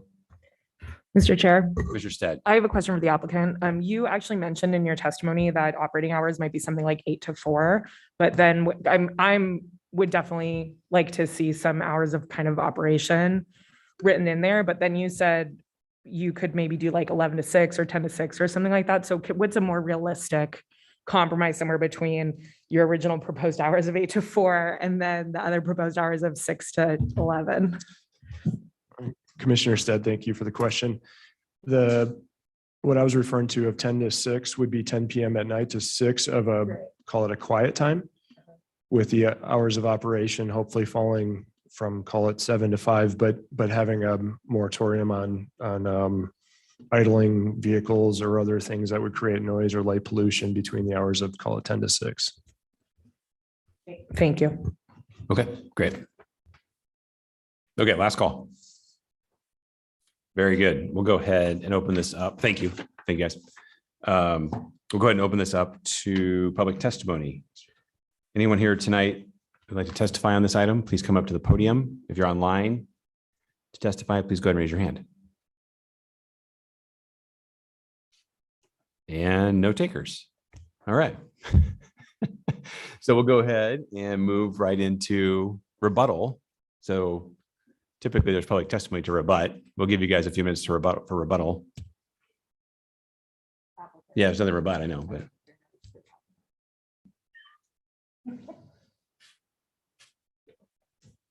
We'll keep it. Commissioners, Chairman, I've already taken up a lot of your time. I just want to reaffirm that the development, the site plan that we showed on is in fact 40 feet. Okay. Okay. And that's all. Great. All right. Thank you, guys. All right. We'll bring it back before the commission now to render a decision. Again, this is CAR 22-13. Mr. Chairman, Commissioner Gillespie. I move that we recommend approval to City Council of CAR 22-13 and with the DA amendments, or are they conditions or amendments, Mary? Changes. Amending the DA to require a 50-foot buffer, a 6-foot berm, and hours of operation from 8 PM to 6 AM. Mr. Chair, is it a 50 feet buffer or a 40 feet buffer? I said 50. You said 50. You're going bigger than. Going big. All right. Yeah. Well, quiet hours, but I think what I mean is like no external trucks and quiet outside. Like if there's folks in these buildings and they're, making soap or making boxes or running equipment after 8 in the evening, I'm fine with that. It's just trucks moving in and out and idling. Because the impact doesn't come from, making lotion in Bay 3. The impact comes when you load it on a truck and it takes off for San Francisco. Okay. Okay. Thank you for that, Milt. Let me step back real quick. You have a motion to recommend approval with a 50-foot buffer, 6-foot high berm, and operating hours of 8 to 6 for external 8 to traffic. 6. Okay. And I actually want to hold on. Oh, you want to amend? Well, the pinch, we have to deal with the pinch problem, right? That it's 50-foot buffer except for in the southeast corner. And that's where I don't want to get into micromanaging it. Okay. And do I have a second on that yet? Second. Yeah, second from Squires. Okay, great. Thank you, Ashley. All right. Okay. Milt, do you want to carry on with some more discussion? Or you got it all out there? I think we've covered it. I think the central issue here is limiting the impact of trucks in these parking lots, turning, moving. It can be loud. That was the central issue in Blue Lake. And I think a 50-foot buffer that starts with a 6-foot berm, and then you can put a 6-foot fence on top of that, and you landscape most of it. And I think have done a good job of mitigating that truck impact on those neighborhoods. Okay. Commissioner Squires? I agree with Commissioner Gillespie. I have a super large issue initially with the original hours, but this is, they have 12 different homes to the east. And so I feel like there's some mitigation that needs to happen there. So I concur with Commissioner Gillespie. Commissioner Finbrock? So I just don't really see the difference in the 50 to 40 feet buffer. They already have a site plan. It calls for 40 feet. I'm not sure why we're just throwing 10 more out there if the site plan's in place and there's no public comment. Mr. Chairman. I'm going to back Commissioner Finbrock on that too. Because the reason is because they need 142. They've got 200. So we have the 50 feet to play with, and they've admitted they don't need that 50 feet. So I would rather give it to the residential neighborhood to help them out. So that's why I came up with 50. I mean, I could have said 58 and been exact on the math, but that was the applicant's math. Okay. Commissioner Finbrock, any other thoughts? Yeah, I think I'm going to stick with the 40 feet buffer. I think that I would like to see a 40 feet. I think, again, same argument, the site plan's in place and I don't really understand. We didn't have public comment here. And I'm not sure why we're altering something that is not a concern to the neighborhood. Mr. Chair, Commissioner Blanchard. I agree 110%. This is with who? With Commissioner Finfrock here. This is absolutely crazy that we're just recommending this to council, and council's going to decide what they're going to do on this thing. These guys have asked for 40. It just, again, we're trying to specify things from the dais just does not make any sense. I mean, it would just make more sense for us to just cleanly send this thing up to council and let them do what they're going to do on this thing, either yes or no. But us trying to put all these conditions on there when we just don't understand, just doesn't make any sense, especially in an area. These are some of Boise's oldest industrial businesses up there. I mean, for Pete's sake, I mean, you're talking about the historic MK rail plant that's been there since the 70s, and J.M. Thomas Forest Products and quarries. And I'm more than willing to let the 12 houses to the southeast live in the bed that they made if they built houses up there in that area. But I will be no. Mr. Chairman. Commissioner Gillespie. First of all, I would simply point out that it was the city's decision to come forward with a DA that asked for 100 feet, wasn't mine. So we're trying to work with what we got from the city, right? The DA as it stands now calls for 100 feet. I don't see a site plan that says 40, so I'm not sure what we're referring to other than what the applicant said. So if we want to knock it down to 40, we can do that. Again, my point is the applicant has said they don't need 58 feet. That was their language, not mine. And so I'm not making stuff up and monkeying around. I just want to, if there's an extra 10 feet, let's give it to the neighborhood. And if the council wants to change it and take it back, they can. Mr. Chair. Commissioner Mooney. Yeah, I'm also torn between the 40 and 50, but I want to go there versus what I believe was an overreaction from the city to 100. Mr. Chair. Commissioner Stead.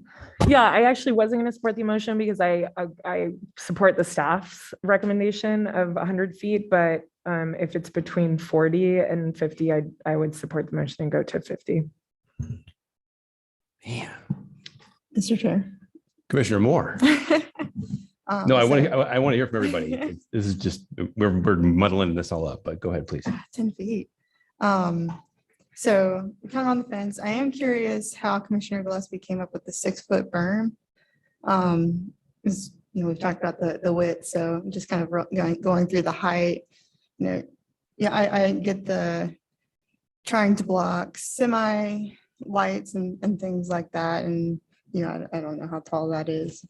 Or is it the intent is just to get something tall enough to block lights from semis? So the simple math was the landscape architects represented a 3-to-1 ratio. And I gave them a break and said, let's measure it from the top of the wall. And I figure the wall can be 6 feet. So I wanted roughly 8 feet because I wanted to get roughly to 14 or 15. Because that's 3-to-1 on 50. So that's how I did the math to get a 8-footish berm, and I wanted to get close to 15 feet of blocking because that was the 3-to-1. What seems to be the number. Are you good? So can I jump in? So in your mind, Milt, the fence or the wall is on top of the berm. Okay. I'm going to struggle with that one. I'll be very honest. But I'm not going to put it in the DA. I mean, but in your mind, that's where it is.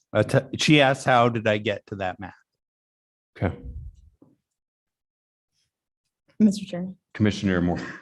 But how this is, I guess where I'm struggling with adding that additional language is how this is written as 6-foot berm. It could end up on top of that. And that's a really tall of wall next to residences.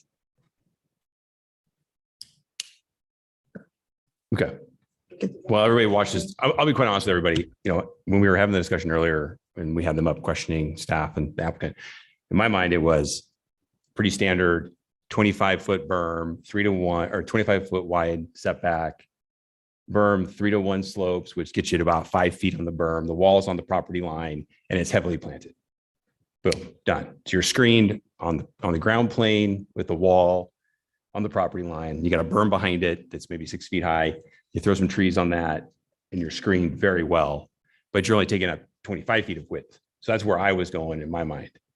Now, what's paramount to me is what's happening in the landscape buffer. If it's 50 feet wide, but there's nothing there, what's it going to do, right? If it's 50 feet with a berm, but there's nothing dictated for plantings, you just got a mound of dirt with a fence on the top of it, which is completely unattractive. So I think we got to work through this a little bit further and get to an agreement on how we're arranging all of this. And I'll be quite honest too, I was a little surprised, Milt, when you suggested 50 when we had the site plans up. And they said 40 works really well. We've have other projects within the city that have a 40-foot buffer that seemed like kind of another natural default in my mind. Mr. Chairman, Yeah. to help us get to a solution, if Ashley agrees, I'll withdraw my motion and we can clear the floor for a new one and see if you guys can get to what you want. Commissioner Squires, are you on board with that? I think we're on the losing end of this, so yes. Okay. Okay.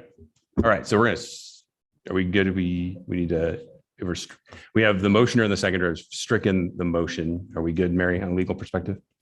Mr. Chair, yes, motion is withdrawn. Okay. Motion's been withdrawn. Okay.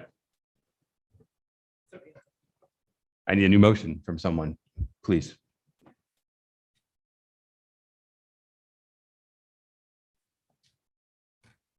Any takers on the? Mr. Chair. Thank you, Commissioner Pinto. Yes. Okay, I just need a point of clarification real quick. Are we adding the condition limiting the hours from 10 PM to 6 AM? Do we want to see that in this motion? Yep. Okay. I think that this side of the dais wants to see that. Okay. Yeah. So I recommend approval of CAR 22-13 along with the recommended and standard conditions of approval with the added condition revising the no build buffer to 40 feet and the added condition, limiting hours from 10 PM to 6 AM. Second. All right, we've got a motion to approve with motion to recommend approval from Commissioner Finbrock and a second from Commissioner Gillespie. Any further discussion?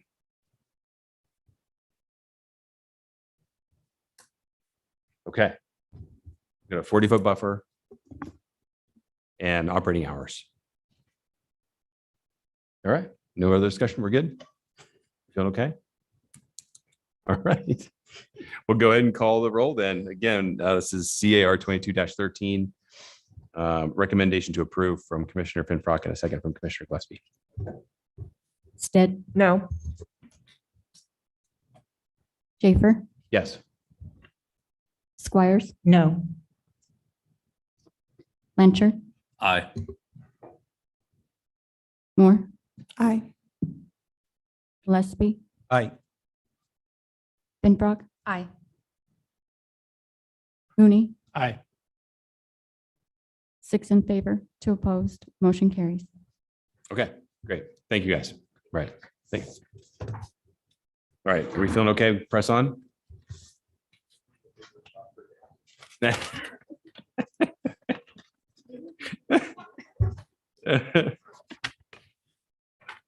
Okay, up next is item number 6. This is 6 was pulled off. Yeah. So item number 6 is PUD 22-38, Jim Reed. Address is 4141 West Garnet Street. This is a modification of a conditional use permit for a planned residential development comprised of a single family home and a duplex to remove a condition of approval requiring street improvements. Mr. David Mosier is going to join us from staff.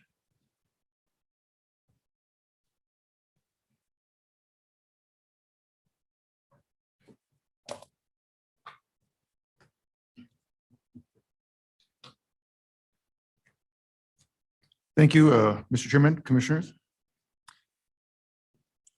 The applicant is requesting to modify a conditional use permit for a planned residential development comprised of a single-family house and duplex by removing a condition of approval requiring the installation of sidewalks along Garnet Street. As the subject property is located at 4141 West Garnet on 0.34 acres in an R2 zone. And as you can see from the aerial photograph, the surrounding area is comprised of residential neighborhood consisting of detached single-family homes, duplexes, and there's a large park adjacent to the west. As you can see from this slide, the yellow tape here shown on the photograph indicates the approximate location of the required detached sidewalk. These photographs show how the sidewalk would impact the parking and landscaping of the site. In addition, I would note that Garnet Street is right at the corner of Garnet and Fargo. It is 39 feet of right of way. ACHD with the original approval back in 2021 stated that if the city wanted sidewalks, it'd have to be a detached sidewalk located based on a 33-foot street section with a 39-foot streets or existing right-of-way that would locate the sidewalk about 10 feet onto the subject property. As you can see from here, that would remove the guest parking off the existing driveway apron for the duplex that's on site and a number of the mature landscaping for the duplex that's existing. The landscaping was required when the duplex was originally approved as part of the duplex standards over 10 years ago. In summary, the modification to remove the conditional use approval that requires the detached sidewalks in Garnet complies with all the requirements of the development code. It is compatible with the surrounding neighborhood since it will not significantly change the residential planning and development proposal from 2021. In addition, removing the required sidewalks along Garnet Street is compatible with the neighborhood since there are no street improvements along this section of Garnet Street. The closest street section or sidewalk improvements, I think, be right up at the corner of Fargo and State Street where the Valor Point is. In addition, it will not place an undue burden on the transportation system, and ACHD does not normally require street improvements for residential projects of this size. So in conclusion, the planning team supports the PUD modification and the removal of the condition since it would impact the existing duplex parking and landscaping and push the sidewalk significantly into the existing site. Thank you. Thanks, David. Okay, next we hear from the applicant. Good evening, Mr. Chair, Commissioners. My name is Petra Reed. My husband Jim and I were the owners of Garnet, 41 Garnet Street. When we got the permit to build in the back, the third unit, I contacted ACHD to help me figure out how the curve, the rounding, the radius is of the sidewalk in the street. And I learned that the neighborhood was developed at the time of the Model T. So 33 feet intersection, street section is not existing. And what happened is ACHD had to look a little bit deeper. And they actually sent a drawing to me, a hand drawing that is in the record. And because the sidewalk, you see where the end of the yellow tape ends, we are required to build 72 feet length. That is the length of our property. So the sidewalk has to be 72 feet to meet their requirements. And then because it ends in the middle of the neighbor's property, we have to build a wheelchair ramp. And so where the orange tape is on the right picture, that would be a very bold wheelchair ramp. And if you go from State Street to our property, you see this beautiful 33 street section in front of Valor Point, beautiful, but they have this big red and white sign there, street will continue to build in the future. We are also required to put that sign up. So talk about landscaping. This is a neighborhood with irrigation, flood irrigation. So the sidewalk starts behind the irrigation swell, goes through the first driveway, cuts the second driveway. We're in violation of existing conditions. And then we build into the neighborhood, the neighbor's fence. Then we have to build a wheelchair ramp with a sign. And how do we do the landscape? How do we build that corner there? So I am asking to please remove this, to waive this condition, because it's maybe too early for this neighborhood, even if it's built in 1912. So that's all I can say. Okay. Great. Thank you. Thank you. All right, check to see if we have anyone from the Veterans Park Neighborhood Association here tonight. No. Okay. All right, we'll go ahead and bring this back to the commission for any questions of staff or the applicant. Mr. Chair. Commissioner Mooney. For staff, David, where would an attached sidewalk be based on the detached photos that we have in the packet? Attached side, or Mr. Chair, members of the commission, the attached sidewalk would be located approximately 5 feet, about 5 feet in, closer to the street. Okay. All right, thank you. So it's a 33-foot street section. Is that what I understood? Mr. Chair, members of the commission, the current right-of-way there is 39 feet of right-of-way. That's what it was platted at back in a long time ago. ACHD, when they wrote their staff report for the PUD back in 2021, they stated that if the city wanted sidewalks, then it'd have to be a detached based on a 33-foot street section as per their standard. Okay, Mr. Chair. So Please. following up on that, Yeah, please. so a standard 2 travel lanes, 11 feet apiece, 2 5-foot sidewalks, we currently could put sidewalks in this neighborhood some days. Is that true? See, 33. Mr. Chair, members of the commission, 39, that'd be like 3 feet on either side. You could, but it would, the sidewalk would encroach a little bit onto the private property. But there would be room enough to do it. It's 39, so it leaves like 3 feet on either side of the existing right of way, unless ACHD did a taking. Mr. Chair. So Please, my John. last question is, so ACHD says they don't require pedestrian facilities and that's up to the city. When will the city look for pedestrian facilities in this neighborhood, 2-minute walk from the State Street Transit Corridor? Mr. Chair, members of the commission, I would answer that to state that the city gets it in with a development such as this. However, given the age of this neighborhood, I would say it would make better sense that this would be done collectively as one shot through to actually install the sidewalk along the entire section of Garnet at one time instead of doing piecemeal. Although unfortunately the city doesn't have the ability, that's something the highway district would have to initiate. And I don't know if they would ever do that or what their time frame is. Thank you. Good, John. Okay.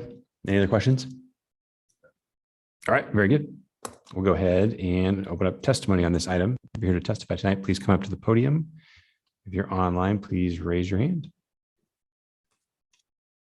Okay. No takers. Typically, the applicant gets a few minutes for rebuttal. There's not much to rebut. Would you like to, any final thoughts? One of the thoughts I had is ACHD told me that the traffic is low there, that is the reason why they don't require sidewalks. Gutter and curb would be too much maintenance because of the flood irrigation. And yeah, it would be a sidewalk from one fence to the middle of the street at this point. Thank you. Okay, thank you. Okay, we'll go ahead and bring this back before the commission to render a decision. Again, this is item number 6, PUD 22-38. Mr. Chairman. Commissioner Gillespie. Move we approve PUD 22-38 with all the terms and conditions of the staff report. Got a Mr. Chairman. Motion to approve by Commissioner Gillespie and a second from Commissioner Blanchard. Please, Milt. So I am, as you all know, a pretty big proponent of building sidewalks whenever we can. It was the first thing that Lauren told me when I got this job, is always put in the sidewalks. That was a long time ago when she'd just been elected to council. However, in this case, I think there's just a number of mitigating factors and difficulties that make it really onerous on the applicant and everyone else for very little benefit in, the fact that there's flood irrigation, the issues around ACHD and how they want to do the streetscapes and their policies. And for all those reasons, if I kind of think of it as a variance, I think there are some hardships on the ground related to things that are already there. And so that's why I favor the modification. Okay, great. Chris, any other thoughts? No, thank you, Mr. Chair. Okay, you got it. Any other discussion? Mr. Chair. Commissioner Mooney. Thank you for humoring my pulling it off the consent agenda. I wanted to hear this because I haven't experienced this before, so it was a good discussion. And agree with the perspective. It's a variance of sorts. Because in particular, I mean, it reflecting neighborhood character is the comp plan that staff used, but there's all kinds of other comp plan conflicts that I've found. I said, man, I don't know how I do this, but I'll be supporting the motion. Great. All right. Thanks, John. No, these are, these sidewalks and curb and gutter variances that come up from time to time are always onerous and challenging. So it's totally fair to have the discussion. Absolutely. So I'll also be supporting the motion too. So I think with that, we'll go ahead and call the vote. Again, this is PUD 22-38. We have a motion to approve from Commissioner Gillespie and a second from Commissioner Blanchard. Will clerk please call the roll? Stead, Aye. Schaefer, Aye. Squires, Aye. Blanchard, Aye. Moore, Aye. Gillespie, Aye. Mooney, Aye. all in favor, motion carries. Very good. All right. Thank you. Mr. Chair, We'll go ahead and take a 5-minute. we missed, I didn't vote. So, Oh, I'm sorry. I'm sorry, Jill. Finfrock, aye. I know we did. That's why I was like, oh, she's kidding. Okay, we'll go ahead and take a 5-minute break. Thanks. All right, we're all back. Okay, welcome back, everybody. We're going to move on to our next item, which is item number 7. CAR 22-11, PUD 22-28, and SUB 22-35. Kimberly Horn at 6776 East Warm Springs Avenue. This is an annexation of approximately 3.2 acres to an R2D with a development agreement zone. A conditional use permit for a planned residential development comprised of 38 attached single-family townhomes and 1 single-family house on 3.2 acres. And then the associated preliminary plat for said project. We'll start with staff first, and that's Mr. David Mosier. Mr. Chair. Oh, yes, I'm sorry. Commissioner Moore. I will need to recuse myself for this item as I was involved in some of the initial site planning. Okay, very good. Let the record show that Commissioner Moore has recused herself from this item, and Commissioner Mooney. I also need to recuse myself. Okay, let the record show that Commissioner Mooney has recused himself from this item as well. All right, David, you're up. Thank you. Mr. Chairman, members of the commission. The applicant requests to annex 3.2 acres with an R2D DA zone located at 6776 East Warm Springs Avenue. And there's a conditional use for planned residential development containing 39 attached townhomes and 1 detached single-family house. Also included is a preliminary plat for residential subdivision comprised of 39 buildable and 2 common lots. And as you can see from the site, from the aerial photograph here, the surrounding area is comprised of residential neighborhood containing detached single-family homes to the north, south, and west. Attached townhomes are adjacent to the east, and attached townhomes are adjacent to the west across Warm Springs Avenue, which is zoned R2. There's also a large wildlife corridor which abuts the property to the north, and it connects the undeveloped foothills to the east with the Boise River. As you can see from this slide, the requested R2 zone is compatible with the surrounding residential neighborhood since the adjacent property is zoned R1C and SPO2 to the west or to the north, east, and south, with a resident or with a townhome development adjacent to the west across Warm Springs Avenue. It is also compatible with the comprehensive plan as it is designated commercial in the land use map within which the proposed R2 zone is allowed. The proposed R2 zone is most compatible with adjacent properties. It will allow for a higher density townhome development, which will create a transition between Warm Springs Avenue and arterial roadway in the adjacent residential neighborhood. The DA was required so that the project can become part of the Harris Ranch Wildlife Mitigation Association. As you can see from the site plan, the development consists of 38 attached 2-story townhomes and 1 detached single-family home, which includes paired townhouses along the south and east side of the development. The remaining townhouse buildings are located along Warm Springs Avenue and interior to the project. The detached single-family house is located along Bryan Avenue and adjacent to the residential neighborhood to the south. In summary, the project density is 2.1 units per acre, which is below the allowed density of the proposed R2 zone of 14.5. And the applicant is proposing reduced lot sizes interior setbacks with the plan unit development. Each unit will provide 2 off-street parking spaces within an attached garage, and there is on-street parking available on one side of the public street, adjacent to the interior townhouses. The residential development contains several amenities, which includes a dog park.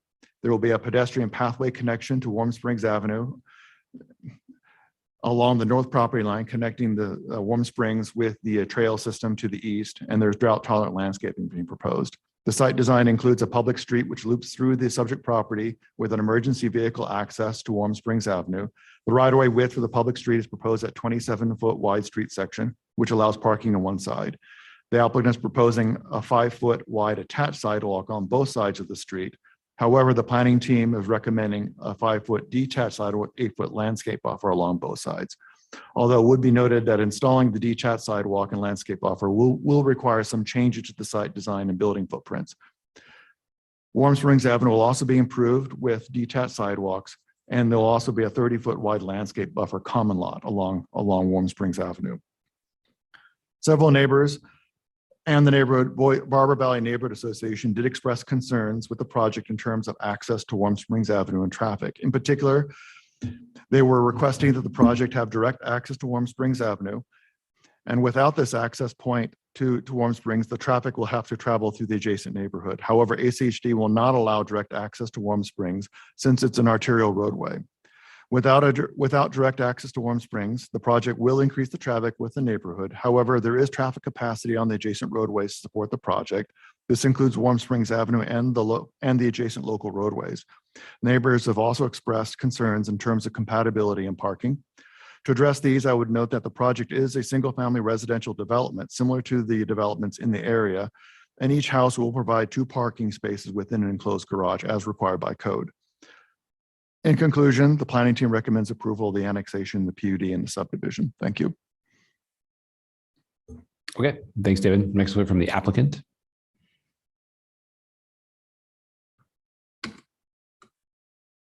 Commissioners, Chair Nicolette Womack, Kimley Horn, 1100 West Idaho Street, Suite 210, Boise, Idaho, 83702. Thank you for having us tonight. So tonight we are requesting that annexation rezone PUD and preliminary plat. The developer on the project is Mark Russell with Gravitas Real Estate Holdings, also known as Fromley Development. I'm a planner with Kimley Horn, and then the builder is BlackRock Homes.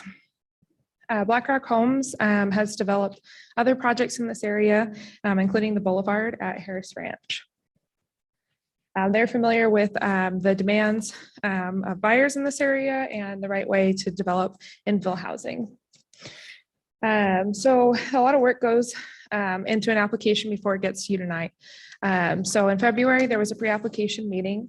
In April, a neighborhood meeting was held. And then later that month, the application was actually submitted. And that brings us to August to actually hosting the hearing tonight.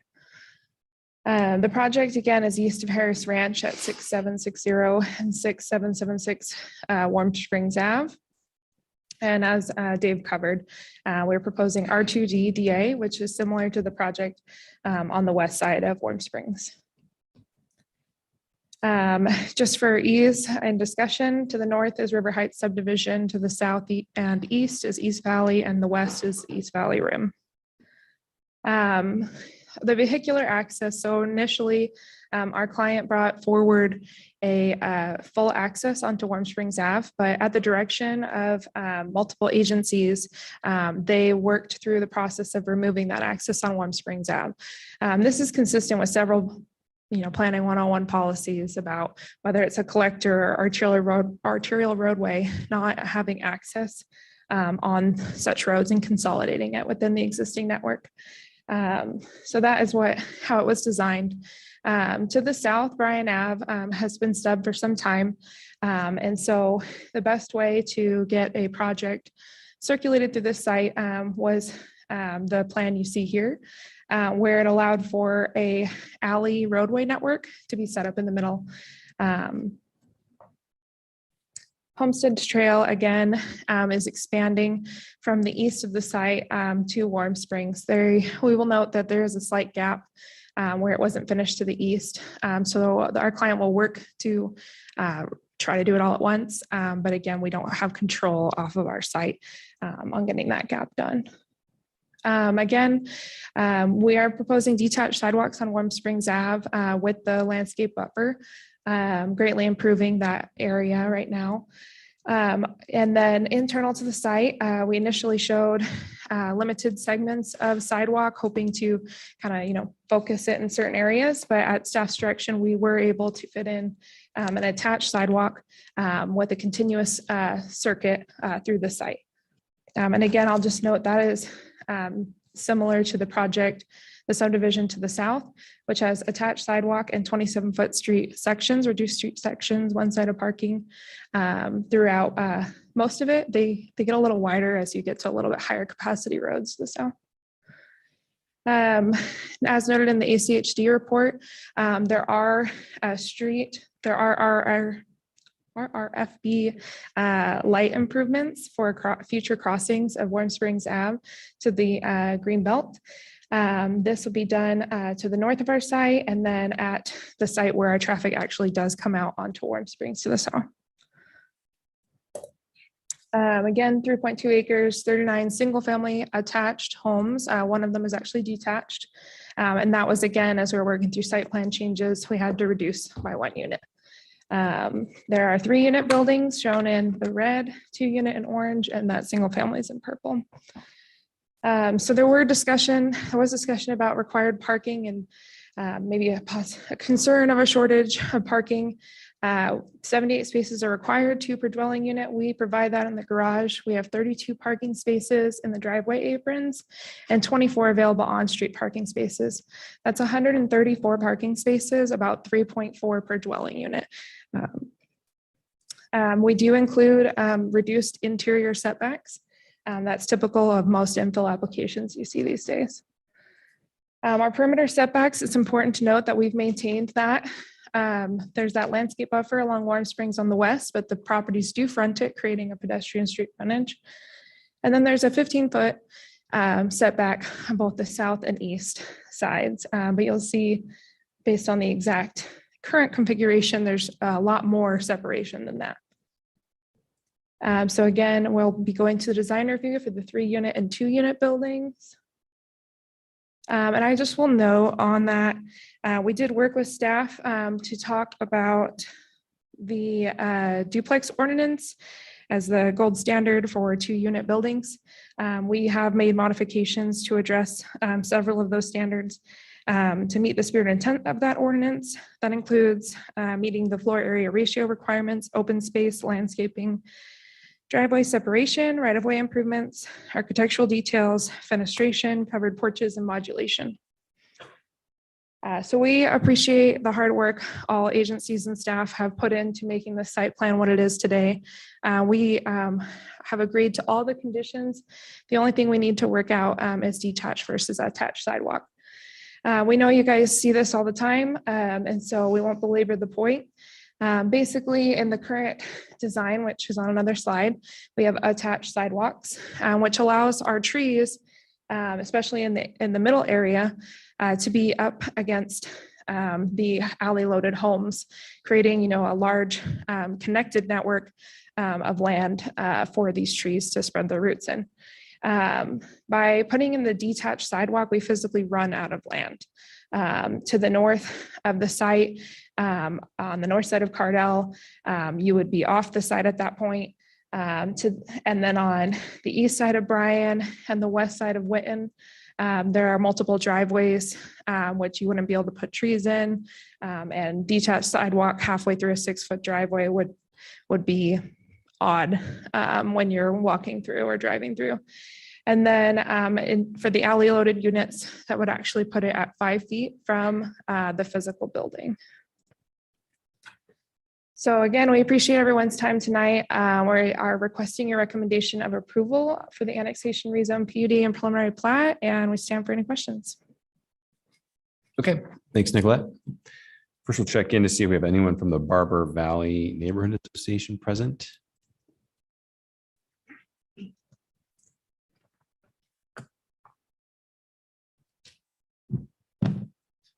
Mr. Chair and Commissioners, Good evening, Gary Veazey, 4150 Macbeth Avenue. When the developer contacted BV&A last December, we explained that this application was the last opportunity to address Warm Springs Avenue. We indicated that we supported Warm Springs access for his project and a streetscape design to calm traffic and enhance corridor aesthetics. Until speaking with Ace HD, he was willing to propose these improvements. BV&A supports development of the site, but feels it is significantly lacking in numerous areas. Regarding city code, the 4 required findings that this application does not satisfy are: 1, the site is large enough to accommodate the proposed use and features required by this code. BV&A has no issue with the higher density development, yet the design is far too compact for this property. The dog park is a weakly planned amenity next to a trail connection that is 2 foot narrower than the trail it is connecting to. And in fact, it is not the Homestead Trail. The Homestead Trail is 1.4 miles to the northwest. We agree with staff that detached sidewalks should be required, including street trees provided by the developer, which would create a higher quality streetscape that provides a safer, more comfortable pedestrian experience. The application proposes smaller than required lot sizes and widths with significantly reduced interior setbacks, which suggests that the lots are being shoehorned in at the expense of quality. With parking on only one side of the street and the lot frontages that are mostly driveways, where will guests park?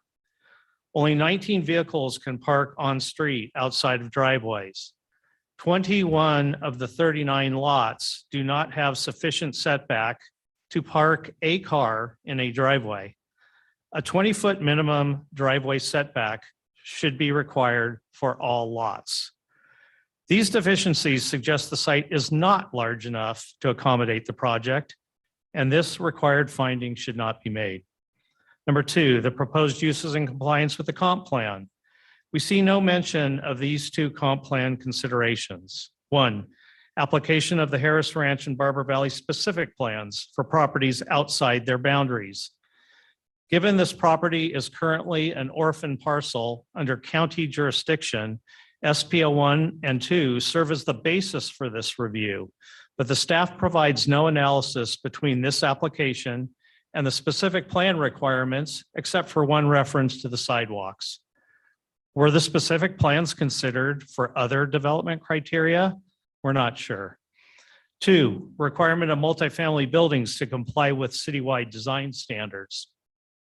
At a minimum, the 2-pack should meet duplex standards, and all buildings include modulation of building footprints and facades, stronger architectural features, and de-emphasizing garages and hardscape.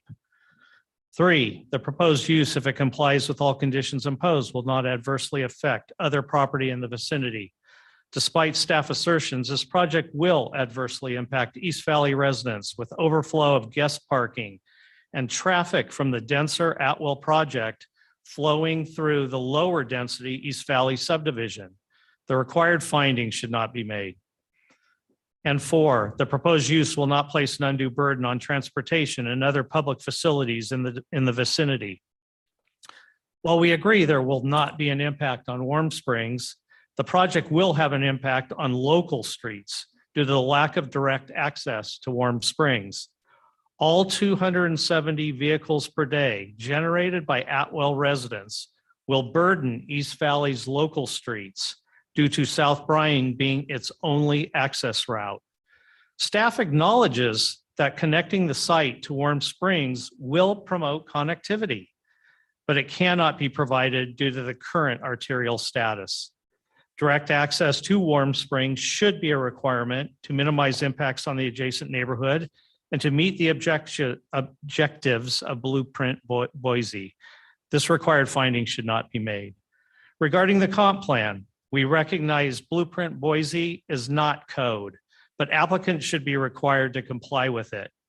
Regarding Warm Springs, the comp plan states that a Warm Springs corridor plan shall be implemented to provide an attractive gateway with traffic calming measures such as roundabouts, and that pedestrian crossings and control of traffic speed are critical elements to be implemented. This application completely ignores the corridor, as measures have not been proposed or required to satisfy this objective. Warm Springs does not exhibit traditional street hierarchy of local streets to collectors to arterials, nor should it exhibit highway design conditions as it does. Rather, Warm Springs is the connective tissue of our neighborhood. It must serve all modes and all neighbors, not just those looking to get to or from downtown as quickly as possible.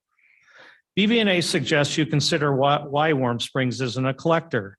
Your staff initiated this change, but a solution escapes us because of agency wrangling. We urge you to condition this application to improve access and calm traffic by adding a public street intersection and requiring landscaping, curb, and gutter along its frontage to match conditions west on Warm Springs. This will beautify the streetscape as well as calm traffic in support of this comp plan objective. Regarding connectivity objectives, each development in SPO 1 and 2 at the toe of the foothill was conditioned with a fire break path to protect the wildlife management area and provide bike and pedestrian connectivity on the Barber Valley path. This application does not effectively connect to the Barber Valley path as envisioned in the comp plan. A minimum 7-foot wide path should be required to do so. Regarding transportation concerns, the failure to impose conditions for Warm Springs frontage improvements, including a driveway, is disconcerting.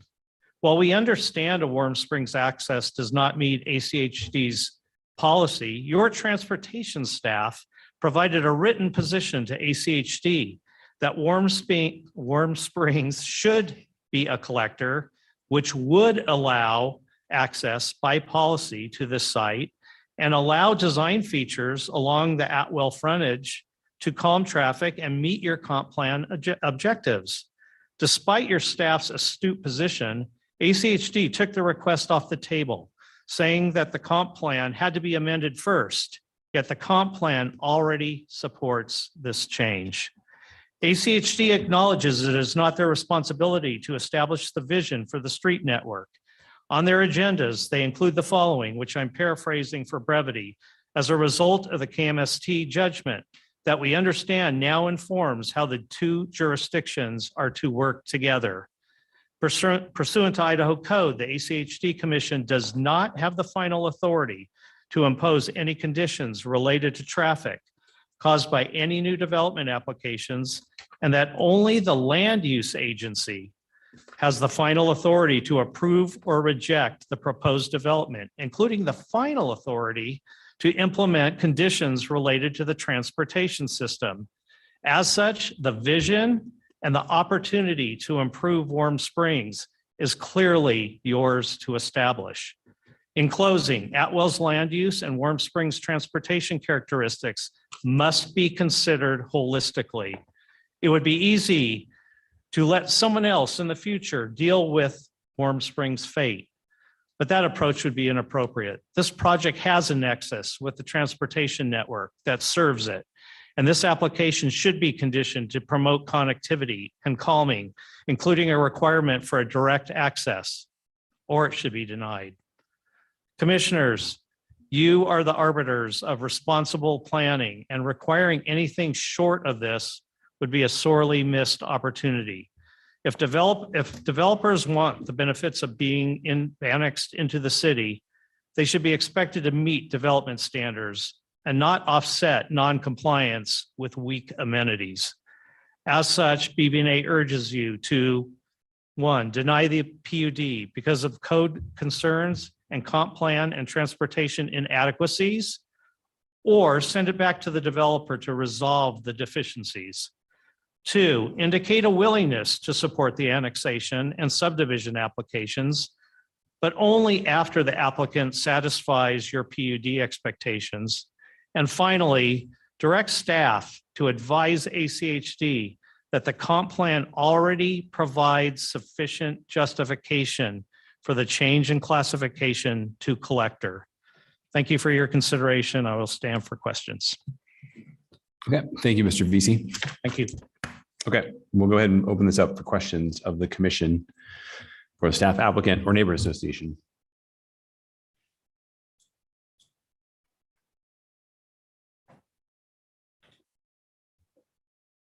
Mr. Chair, Mr. Blanchard.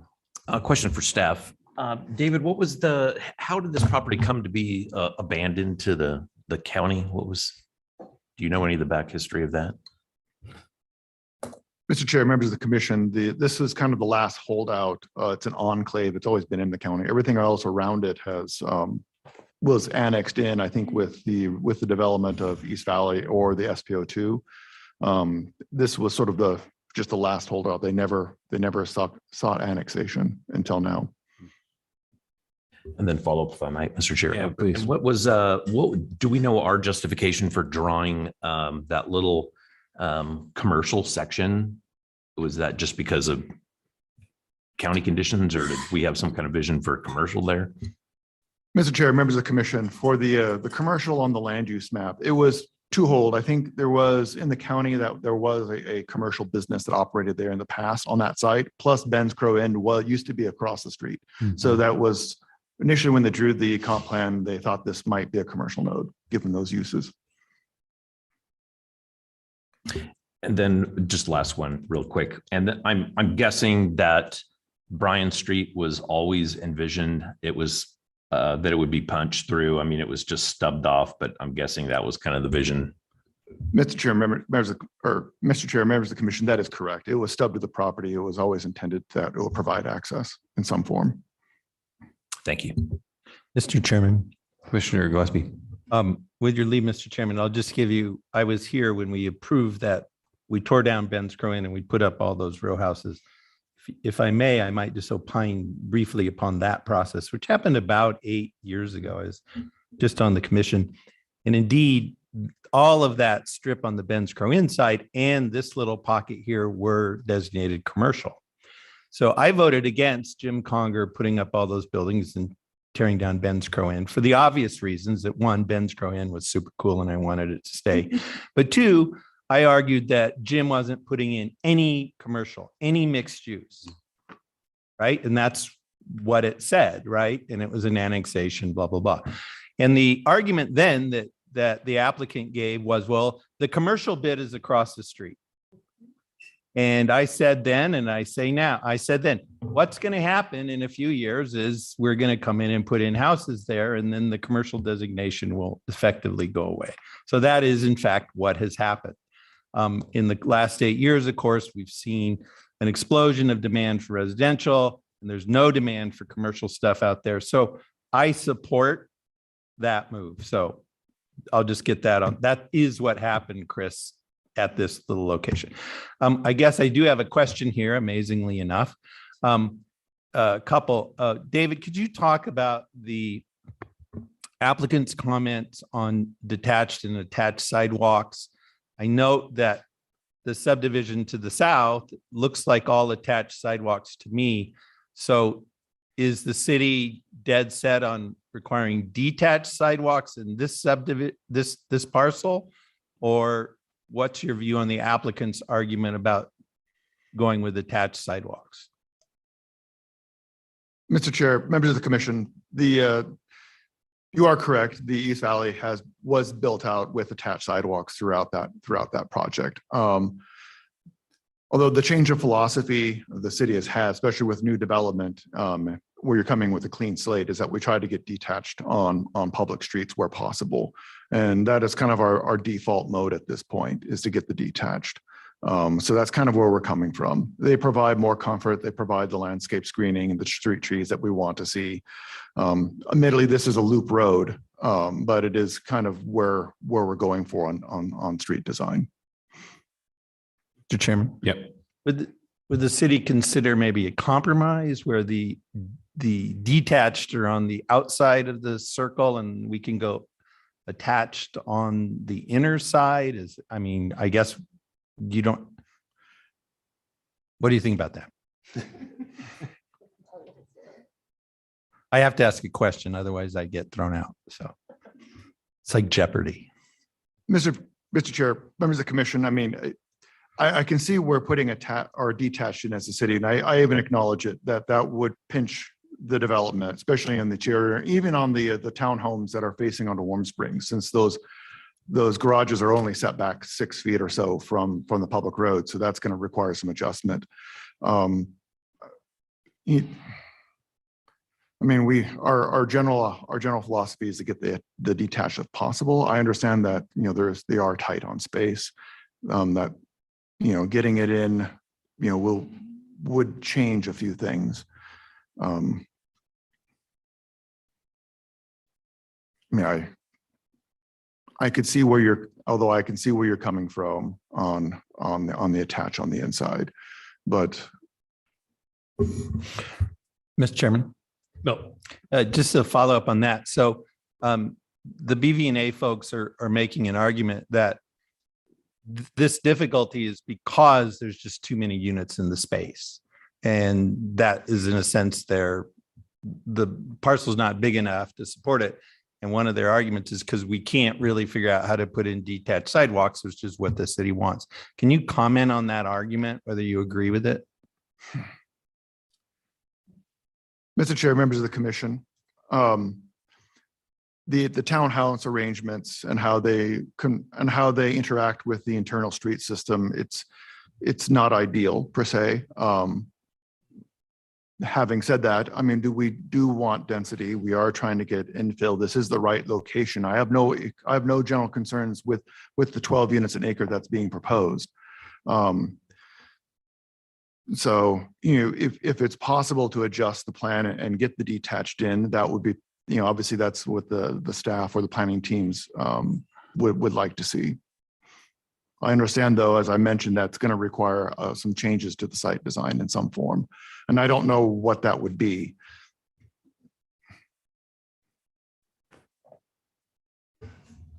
Mr. Chairman. So now I'm a little bit confused because we've heard a couple of issues things that need redesign, detached sidewalks.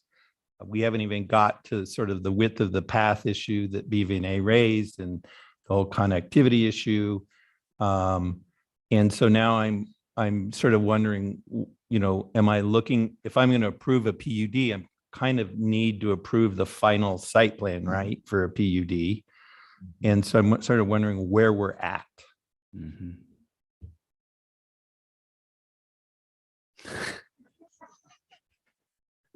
Thanks, Mel. Well, we haven't really even talked about, the ACHD connectivity to Warm Springs issue either. I mean, there's some other bigger pieces here too, right?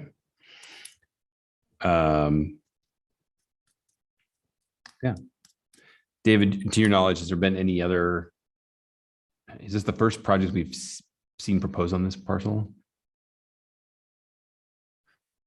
Mr. Chair, members of the commission, I believe it is the first project that's come before the city. Otherwise, they would have requested annexation. Right. Okay.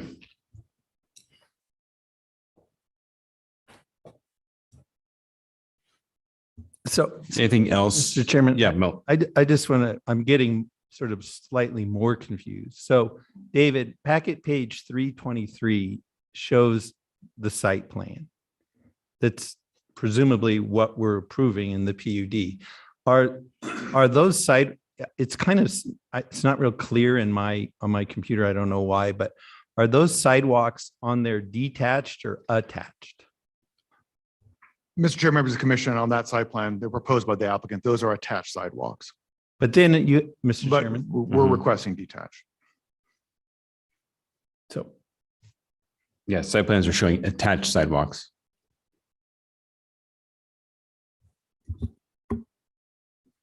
Is that not your understanding? Yes, I understand. Okay, all right.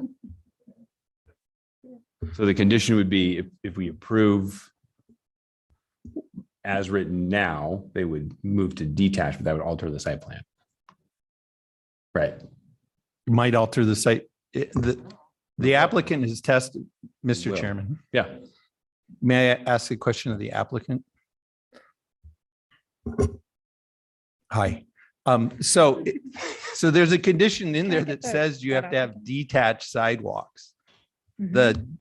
What I have in my packet doesn't show that. How big a deal is it to install detached sidewalks, and how much does it change the way the lots are laid out and on all the numbers in page 323? Yes, I'm going to skip forward a little bit.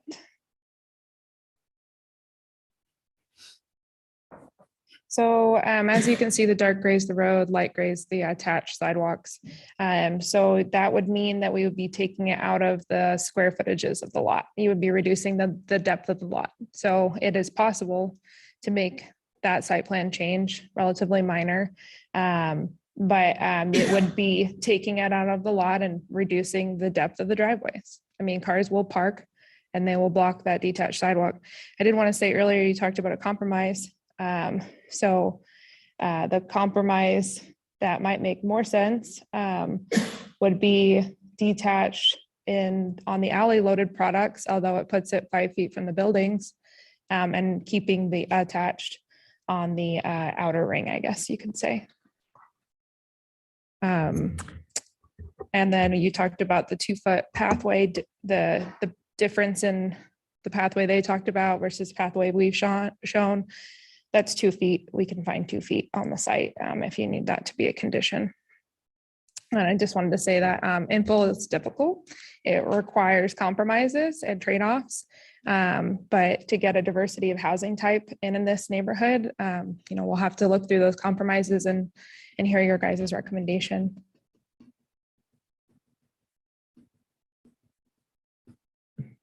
Any other questions?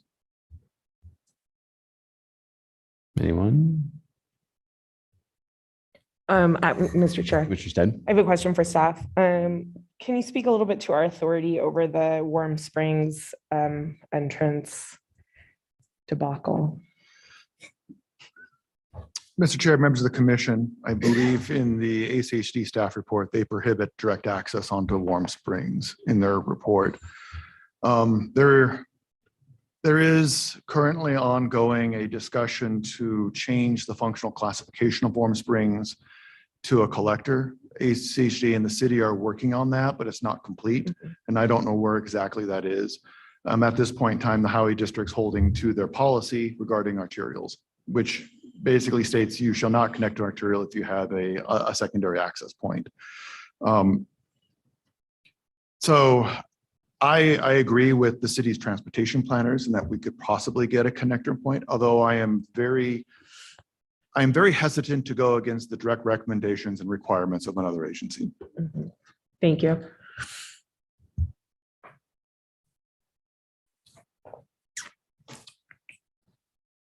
Mr. Chairman. Commissioner Gillespie. Could the applicant put up that parking? You did a shot that did a parking analysis, showed the numbers.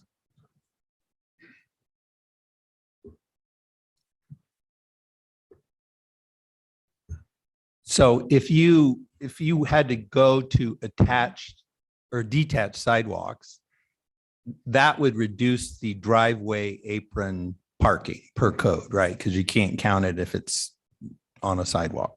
I mean, I would, Chair Commissioners, I would defer to staff, but I don't believe that there's a code that says sidewalk can't block it, can't be running through it.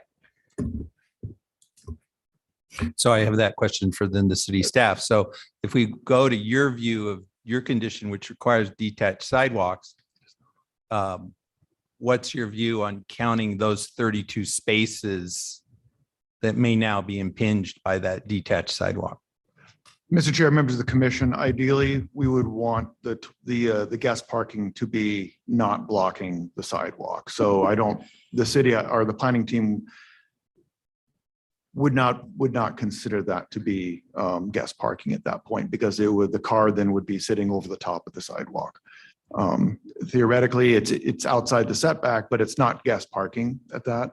I mean, the required parking still is inside, but it's not ideal and to have a car blocking a sidewalk. Mr. Chair. Commissioner Stead. If this is a question for the applicant, I know that you said with the parking and the units, and the sidewalk, you run out of land. But if we reduce the size of the unit, would you be able to maintain the parking and have a detached sidewalk? Chair, commissioners, we have some backup slides just for that question. I also wondered, Mr. Chair, Mhm. if you have a slide that shows the detached sidewalks. We have just that diagram we showed where you see the green ring where the attached sidewalk currently is. It's thicker though. It's an 8-foot landscape strip. And then the 5-foot detached is the gray that runs along the inside.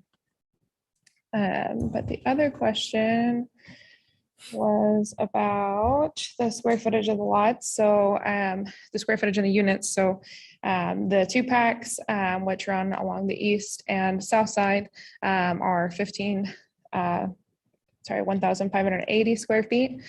So they do have living space on the first floor, but that would be decreased, obviously.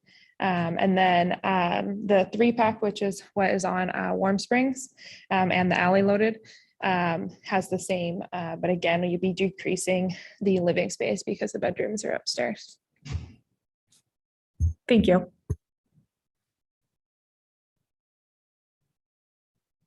Okay. Any other questions?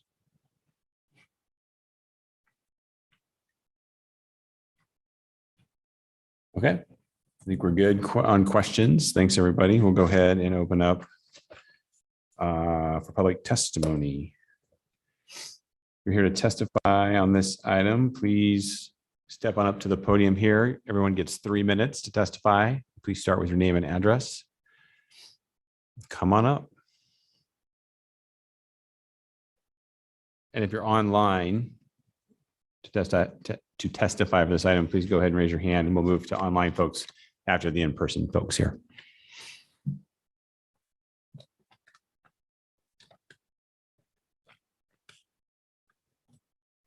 Good evening, Chairman, Commissioners. My name is Greg Holtz. I'm a resident of East Valley, 6977 East Howe Street. I have 2 points. Access to Warm Springs. We recognize ACHD has Warm Springs designated as an arterial. Boise City and BVNA have formally requested ACHD designate Warm Springs a collector. ACHD's traffic count supports Warm Springs as a collector more so than an arterial. And this sole formality would require the applicant to access Warm Springs. Planning project report states to minimize Warm Springs access despite requests from BVNA, who has comprehensive knowledge of the Barber Valley. It also states several neighbors, by my count, 64 individuals and 43 homes. That's hardly several. The applicant would also like us to accept ACHD and their policy as law. ACHD policy 7205.4.6 states direct lot or parcel access to a minor arterial is typically prohibited, not always. Since the city and BVNA have formally requested Warm Springs be classified a collector, I would suggest we motion and for a continuance to give ACHD the time required to determine the appropriate classification. Boise City Code 110903G, street pattern C, connectivity shall be designed to discourage cut-through traffic. ACHD policy 7207.2.4, continuation streets 1, future development street design shall cause no undue hardship to adjoining properties. These reasons in code should require approval for Warm Springs access. Number 2, PUD requests, reduce minimum lot size, reduce average lot and frontage, reduce interior setbacks, reduce front setbacks adjacent to the common lot. Planning report also states under 2, land use, attached townhomes are adjacent to the west across Warm Springs. They are not townhomes, they are single-family detached residences. 110603 Boise Code, residential uses, dwelling, B, site size. The site is of sufficient size to meet all code requirements for setbacks. Floor area far exceeds 55% of the total area. Code 110905, modification and waivers. There is no substantial hardship or inequity on these lots. Under a PUD, the incentive for the developer to use the PUD process is to get allowances for return amenities. In this case, little common space, a small dog park, drought tolerant landscaping is hardly approval for the many setback requests. The applicant's variance request, in my opinion, was withdrawn in order to maximize economic feasibility under a PUD versus a variance approach due to the city of Burley versus McCaslin Lumber in 1984 Court of Appeals, which did not allow variances for economic feasibility. In summary, we do not oppose development. It just has to be done correctly. Continue this approval until ACHD has finished the Warm Springs classification, grant approval with Warm Springs access, and density based on standard setbacks. It's in the best interest of the current residents and the future residents. Thank you. Anyone else? Podium's free. Please come on up.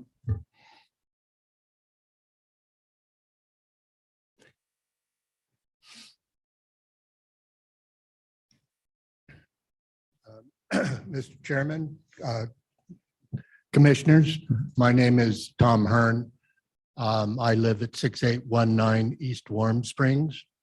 I'm the president of the board of directors of the East Valley Homeowners Association, which East Valley, as you're aware, is directly to the south and across Warm Springs from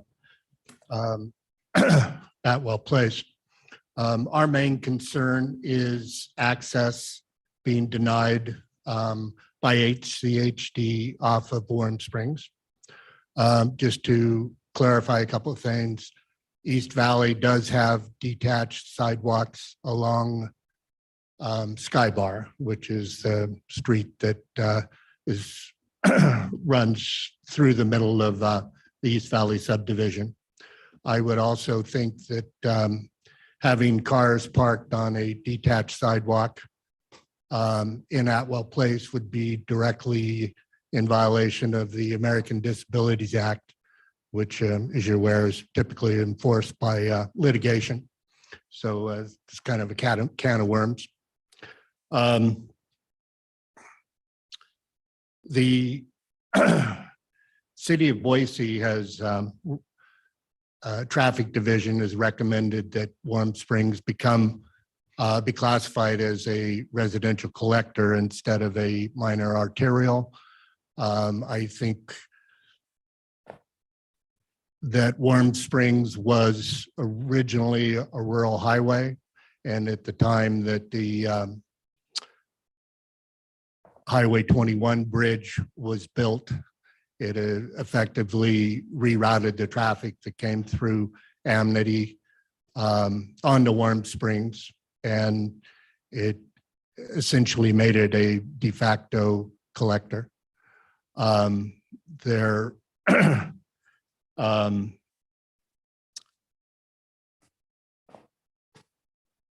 is also a Idaho Supreme Court ruling that the city of Boise has final decision on subdivision plats and traffic patterns.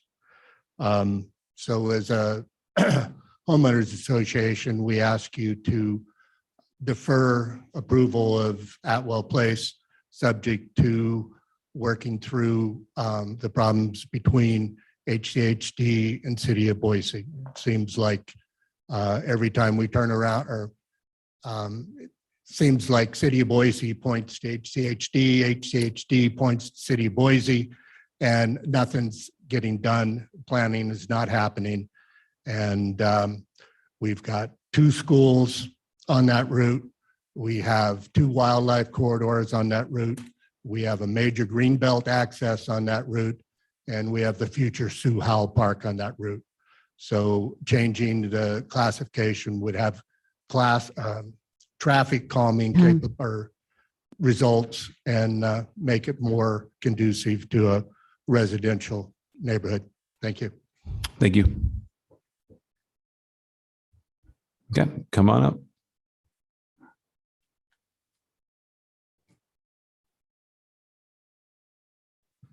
Hello, Commission. My name is Adrian Hanson. I live at 5236 South Hackasaw Avenue there in the East Valley. I would like to express my opinion. I might not be as detail oriented and as eloquent as the previous speakers, but as a father of a young family and a father of at least one child, I want to express my concern with the proposed increase in traffic through the neighborhood.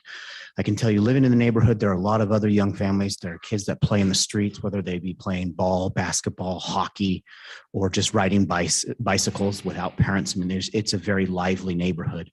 But I think that the increased traffic with only one access to this development would be not only would reduce the tranquility of the neighborhood, but also impair the safety of the neighborhood as well. So it is my feelings that I think that there should be a delay until access to Warm Springs can be approved. Thank you for your time. Thank you. Anyone else? Mr. Chair, Commissioners, Rob Stark, 6865 East Warm Springs. There are so many deficiencies in this application where the developer is just trying to check boxes on requirements while not actually following the spirit and intent of the requirements. From paying $18,000 instead of planting the required number of trees to not having detached sidewalks, from the lack of bike parking to a failed attempt at connectivity to a woefully tiny amenity trying to pass itself off as a dog park, which is where they'll find the 2 feet for the trail as they'll take it out of the dog park.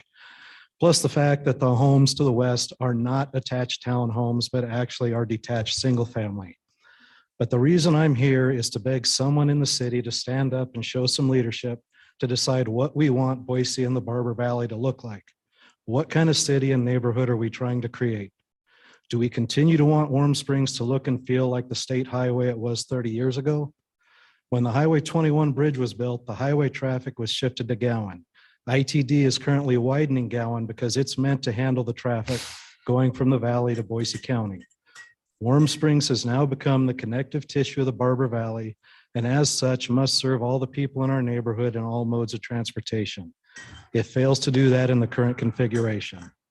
Blueprint Boise is clear that the city is to work with ACHD to implement a Warm Springs corridor plan to provide an attractive gateway with traffic calming measures such as roundabouts.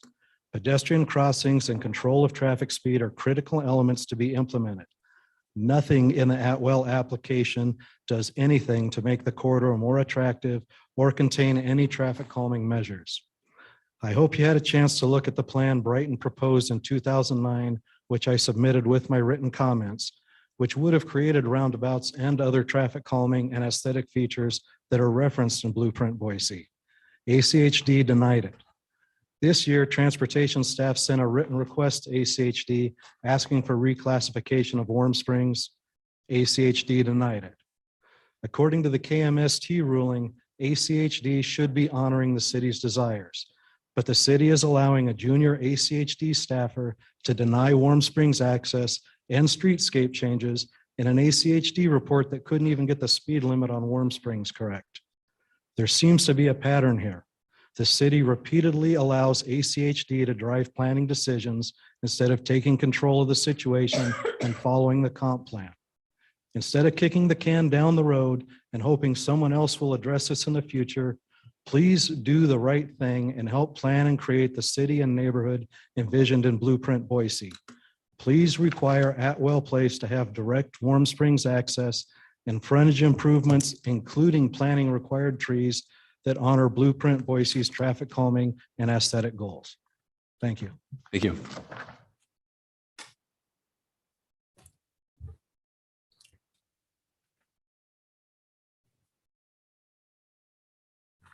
Good evening, Commissioners. My name is Heather Lyle, and I live at 6977 East House Street, which is directly across the road from Bryan, the stub road that is currently there. And I wasn't planning on speaking tonight, but after sitting here listening to everything that's going on and all the concerns of my neighbors and hearing the testimony by Kimley Horn and the developers, I kind of had to chime in. One thing that has kind of been hinted at, but not necessarily really talked about, is the pedestrians and bikes that the additional residents on this road are going to create their presence there.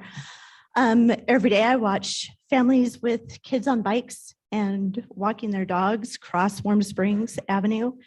with no traffic control at all. There's not even a crosswalk near there, I don't think. There wasn't when we moved in, but with the additional residents and the additional community, without postponing this and giving ACH time to really review this area holistically, I see just a disaster waiting to happen. I know the city's initiatives on housing density and transportation. I was in a position where I had those conversations daily. I have a pretty unique perspective on that. And I'm not opposed to the housing. I'm not opposed to the development, but I think the city and ACHD have an opportunity right here. And I would like to postpone this to give them time to take this opportunity to really look at the area and make it something that is a safe corridor for the families that are going to be moving into that area, as well as those of us who are already there. Probably should have happened a while ago. But as it is, it's a true safety concern, not just with parking and not just with the density. But I think we're trying to fit a square peg into a round hole on this one. And without that traffic control on ACHD, even if they allowed access from the development and put a light in there where families could cross to the greenbelt, would be better than nothing. I think ACHD and the city need time to take this into consideration. That's it. Okay, great, thanks. Thanks. Anyone else? Come on up. Okay, last call for in-person. Okay, we got a couple, well, we have one person online with their hand up. Just one, Crystal? Okay. I got Kenneth Fox.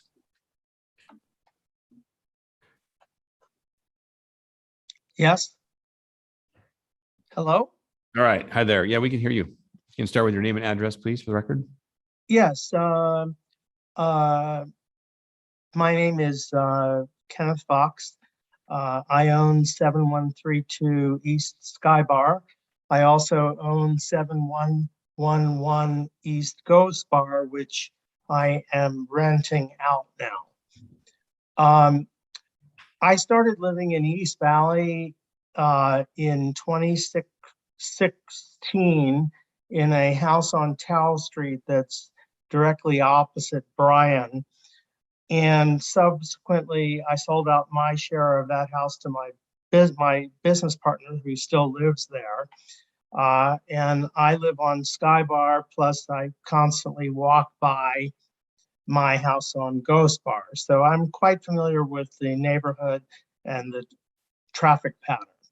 Rather than going into the things that have already been dealt with, I just want to talk about the traffic and what this is going to do to this neighborhood and also to the other streets attached to this neighborhood if this development is approved with access only from Bryan Avenue. What is going to happen is that since there's only one real access to the East Valley development, which is Sky Bar, which is then going to be the access for this Atwell Place, what will happen is that it's going to push people, it's going to create a lot of congestion going in and out of Sky Bar, but it's also going to push people to be going out on Taboo Avenue onto Highland Valley Road, which is the access to the trail network and the parking area and the archery range and all of the other amenities that constitute the Boise River Wildlife Management Area, which is accessed from Highland Valley Road. This is just going to be a nightmare. It's going to, during hunting season, it's going to cause a real mess. It's also going to, during the construction period, which will go on for years, it is going to cause a huge mess with Sky Bar, which is then going to push everybody off onto Highland Valley. This is not well thought out. And in order to make this thing work, there needs to be access directly from this new development to Warm Springs, and simply trying to route this through East Valley is going to create a whole bunch of unanticipated problems, which we're all going to have to live with. And I hope that we don't. And that's really all I have to say. Okay, thank you, Mr. Fox. Anyone else online? Final call. Okay, very good. We'll go ahead then and bring this back to the applicant for 5 minutes of rebuttal. Let me get that slide back up again.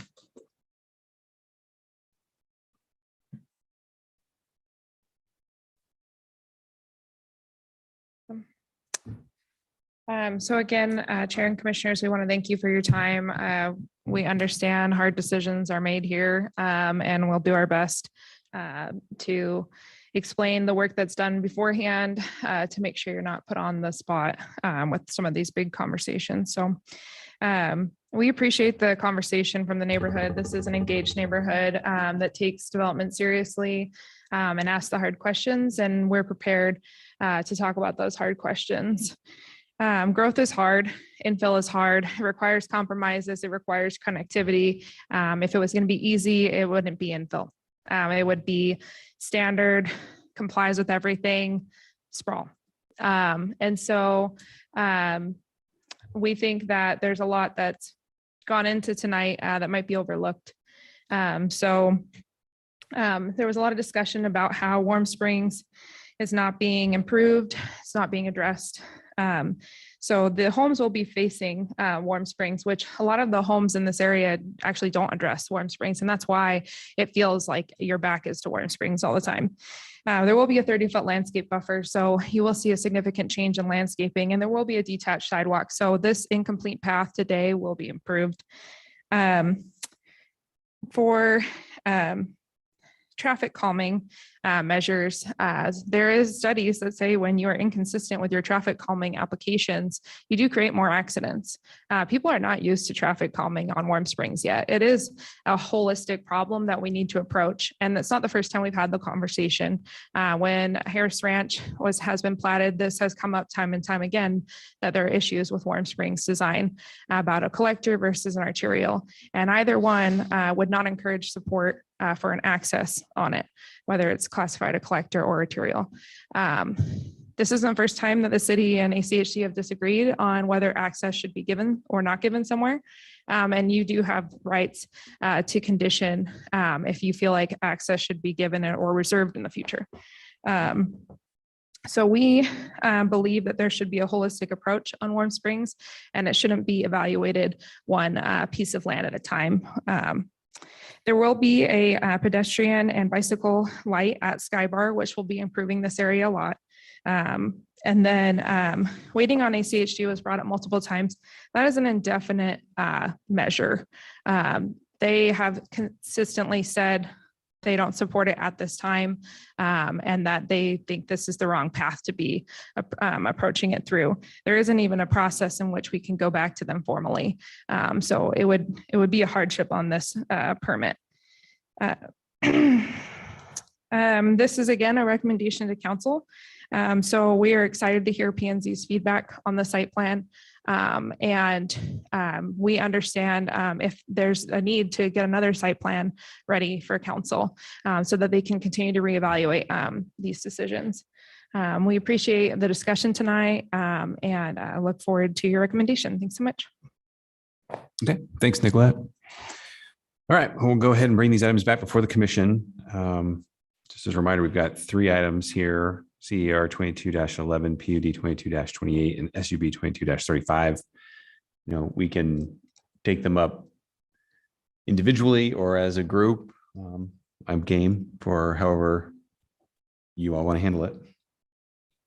But it's back in our court. Mr. Chairman. Commissioner Gillespie. May I suggest that we first take up the PUD, which has the most complexity, in my opinion. But that's just my suggestion. If someone wants to make a motion to get us going on the PUD itself, I think that would be most helpful. Yeah, I'm good with that. If that's where you guys want to start.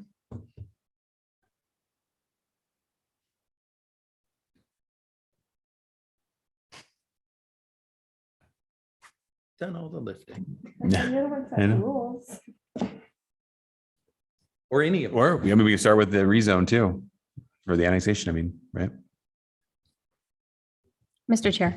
Commissioner Pinbrook. I'll just start. I think I'm on board with the annexation and the subdivision, just like, you know, Barber Valley Association said. I just am not there with the conditional use permit. It doesn't feel like the space is large enough. Again, we have a detached sidewalk issue.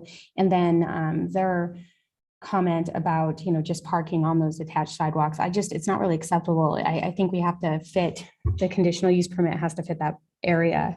And I just don't think we're there. I don't know the answer to that, but I've lived in a neighborhood where every time I walked, I had to actually, you know, with my daughter would have to go into the street and then get back on the sidewalk and then go into the street. And it's extremely dangerous. And so my thought is that if that's the only option we have, then maybe we approve the annexation, approve the subdivision, and just hold on the conditional use permit until we can have maybe something come in front of us that we can agree to.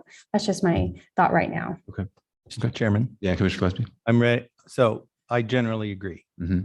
I think absent the PUD, I don't think we can approve the subdivision because I don't think it conforms. Right. Like, I think there's all these shape issues. Right. I agree. So I'm prepared to make a motion if Okay. you guys want. Yeah. I move that we deny PUD 22-28.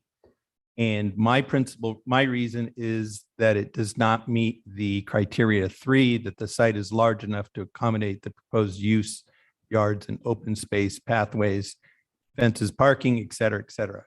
And I'm prepared to discuss why I think that.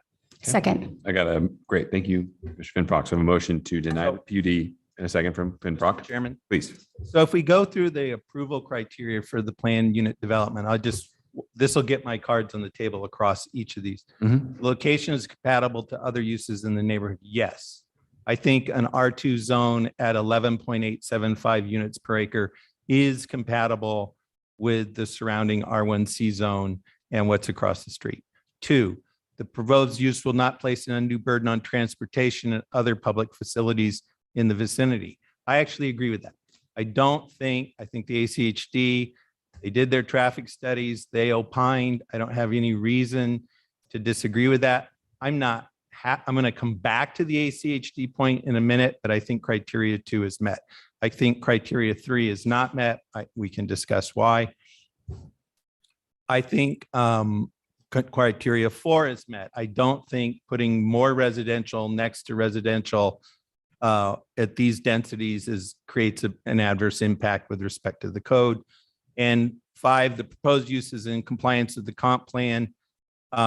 Here, I would say probably not, and it gets into the issue of it's just too small a space, so there's too many compromises that are getting made in the layout. So that's my reasoning. Let me just conclude this phase by saying I agree with all of the comments about the ACHD.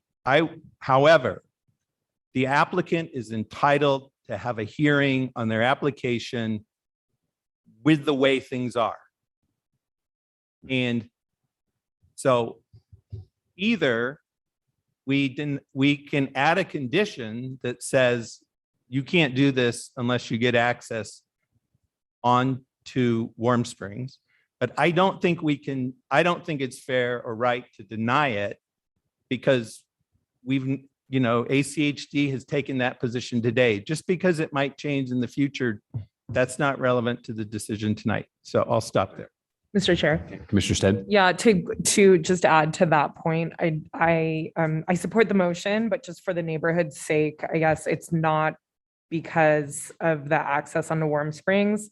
We know that we have new development code on the horizon. And so if we went with, something might change, so we shouldn't make any decisions now, we'd be at a total standstill. And so I agree with Commissioner Gillespie that we have to make decisions based on what is in place today. The future is not guaranteed just because the city's talking about it. We know it definitely doesn't mean it's going to happen, not because the city's unreliable, but sometimes the relationship between ACHD and the city can get complicated.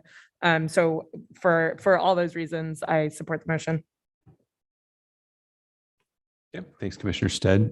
Commissioner Finfrock, anything else to add? You were the seconder on the motion. Yeah, no, I just agree. The site, I have issues with the site being large enough to accommodate the proposed use. And, I think that main issue is that, we have reduced lot sizes, interior setback issues. I just think there's a lot for this site.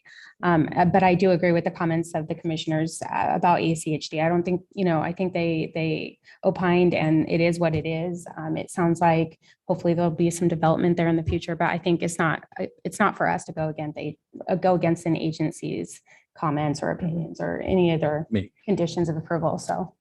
Mr. Chairman. Okay. Yeah, Bill. I do want to say to everybody, just a couple of things I think the development does that are very good. I think it does improve the Warm Springs frontage, and I think that's a very good thing. I think it does add housing diversity in a part of town where that's extremely useful. And I think it does, or it has the strong potential to improve the local trail system, make it a more enjoyable place for all of us. So I'm hoping that if we turn this down, that the applicant can work with the city. My suggestion would be to reduce it to 8 DU per acre, get a little bit more space for all this stuff to fit in. And then that could be a development I'd support even, with this kind of housing style in this place. Mr. Chair. Mr. Stead. Just a couple other things to add. I actually don't mind the density at all. I think it can still be done. I don't mind the idea of reduced unit sizes to accommodate all the needs here, but it is a great piece of property, wide open, ready to be developed. And I think that we can do better than this proposal right now in making it all fit and making a great housing alternative for folks on that side of town. Okay. Any other thoughts? Commissioner Blanchard, Mr. Squires, anything to add? Mr. Chairman, I would just say everybody's stated what I would say. I just feel like the neighbors are kind of pinning all their hopes and dreams on this literally last parcel on Warm Springs to get everything that you want. And it's just not appropriate to put that on the applicant. I do have a problem with the density, and I don't have a problem with the density, but I do have a problem with the design. And so, as Commissioner Glaspie said, I would support what the points that he made to you. So I would like to see this come back, please. Okay. All right. Very good. I'll go ahead then and we'll get this one voted for here. So this is PUD. We have a motion to deny PUD 22-28. The motion was made by Commissioner Gillespie. The second was by Commissioner Finfrock. Will the clerk please call the roll? Stead. Aye. Caper. Aye. Squires. Aye. Blanchard. Aye. Gillespie. Aye. Finfrock. Aye. All in favor, motion carries. Okay. Mr. Chair. Yeah, Commissioner Stead. So then I make a motion to recommend denial of CAR 22-11 and SUB 22-35. Second. Okay. We got a motion to deny CAR 22-11 and SUB 22-35. Commissioner Stead. I guess for me, it's as simple as waiting for a new development plan. Okay. That we can agree on. Okay. Milt, any other thoughts? Yeah, I mean, I think the subdivision is sort of an automatic TD because it now no longer complies with the underlying dimensional standards of the code. With respect to the annexation, I think absent a PUD in front of us, it's hard to me to make an affirmative finding on finding 4 under annexation, which is, it promotes good goals of the city, so to speak. So I would specifically point to that as a way to vote against the annexation. That's a fair point. That's a fair point. Okay. Any other discussion? Okay. We'll take up these last two together then. Motion to deny CAR 22-11 and SUB 22-35. The motion was by Commissioner Stead and the second was by Commissioner Gillespie. Sorry, recommend denial of those two items. Motion was by Commissioner Stead, second by Commissioner Gillespie. Will the clerk please call the roll? Stead. Aye. Schaefer. Aye. Squires. Aye. Blanchard. Aye. Gillespie. Aye. Finbrock. Aye. All in favor, motion carries. Okay, thanks. All right, we good to carry on? Yeah. Okay, one more 5-minute break. You want me to keep moving? Okay, all right, we'll keep moving. We're not gonna do a break. Sorry. You guys good to go? No break. We're moving. Item 11. I'm sorry.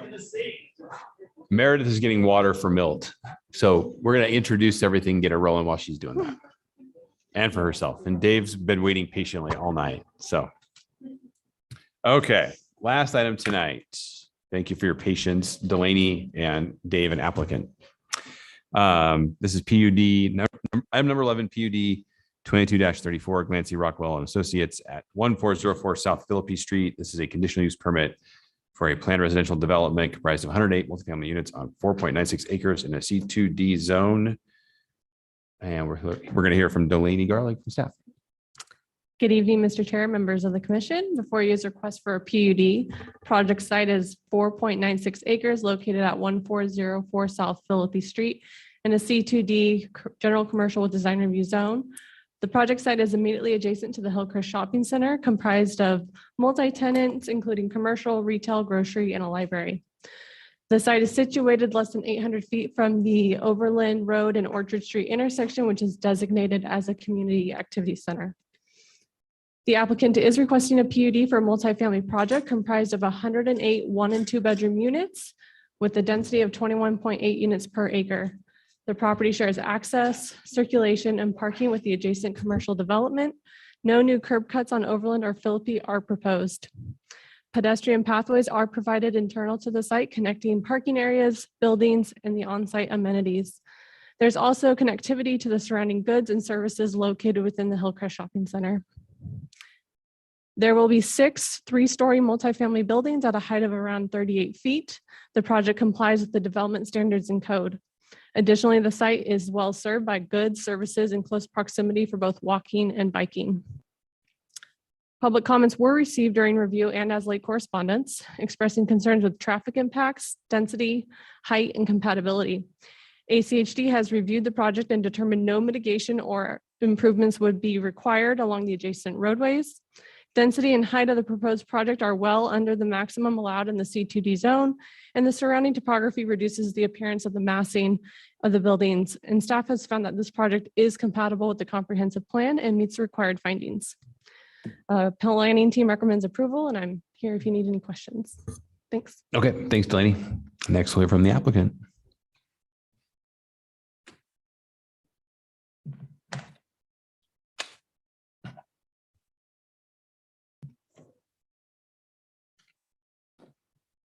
Commissioners, Chair, good evening. My name is Dave Glancy Rockwell and Associates, 1257 West River Street. We are requesting approval for conditional use for 108 unit planned residential development on 4.96 acres in a C2D zone. I'll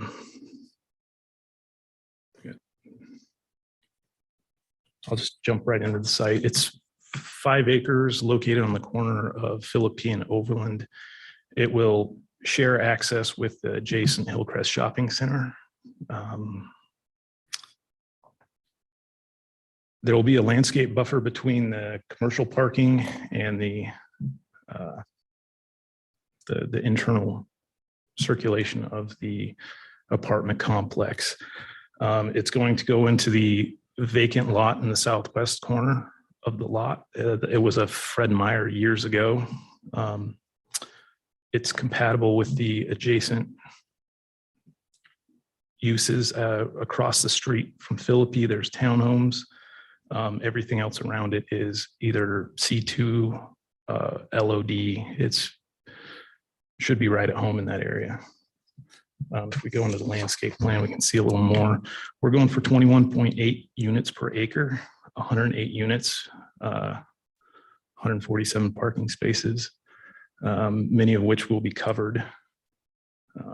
There'll be a fence surrounding the entire property. That was one of the concerns that one of the neighbors brought up at the meeting. They didn't want people coming up the hill into their neighborhood. This will push more of the pedestrian traffic to the commercial areas. One of the concerns was at the first neighborhood meeting we had, the access and the amount of use on Philippi. One of the things to mitigate that, after the neighborhood meeting, we moved the north access to the east side of the property, and that should kind of push some of the traffic more towards the commercial areas. And that was from our first neighborhood meeting. We ended up having two, but the buildings are relatively modest. The idea is we get people into this area because there is a need for housing. And the idea is we get some nice apartments in a vacant lot and still provide enough amenities. There's a clubhouse with a gym, there's private balconies, there's a barbecue area, gazebo, and then across the parking lot, there's a library, grocery store, everything's right there. So it should really alleviate a lot of the concerns about traffic. People will be staying on site. One of the conditions of approval was to have bike parking.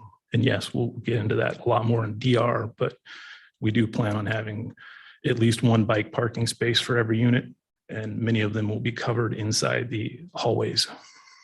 And max building height is 38 feet. We could go up to 45 in this area, C2D, but we don't need to. One of the neighbors complained about the height. They are across the street up on a ridge or up above. This won't block any views of theirs. What else?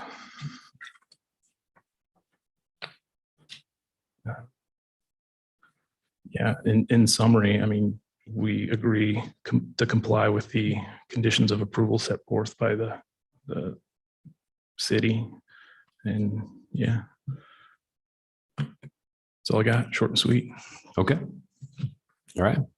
Thanks, guys. Check in, see if we have Ethan or anyone from the Central Bench Neighbor Association with us online. Okay, doesn't look like it. So we'll go ahead and move to questions from the commission. They waited all night, guys. We gave them one question. Come on. Mr. Chair. Commissioner Mooney. Was there any question for the applicant? Was there any consideration for installing the southwest corner there?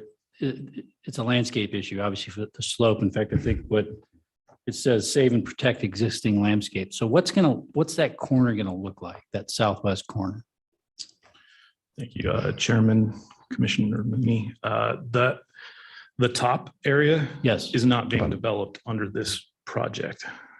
That will remain the very top up at the corner of Philippine Overland. We're not doing anything on that parcel. Whose parcel is it? I honestly don't know. It's not actually part of our site. We start on the edge of the hill coming down. Okay, thank you. That was confusing to me. The site, the subject, all the agenda material implied that you own that intersection. And where I was going with that was, this is 108 units. A whole bunch of people use Philippi as a north-south multimodal bike connector. So I was looking for, hey, let's do some multi-use path. Well, what kind of pedestrian features can we put in this project?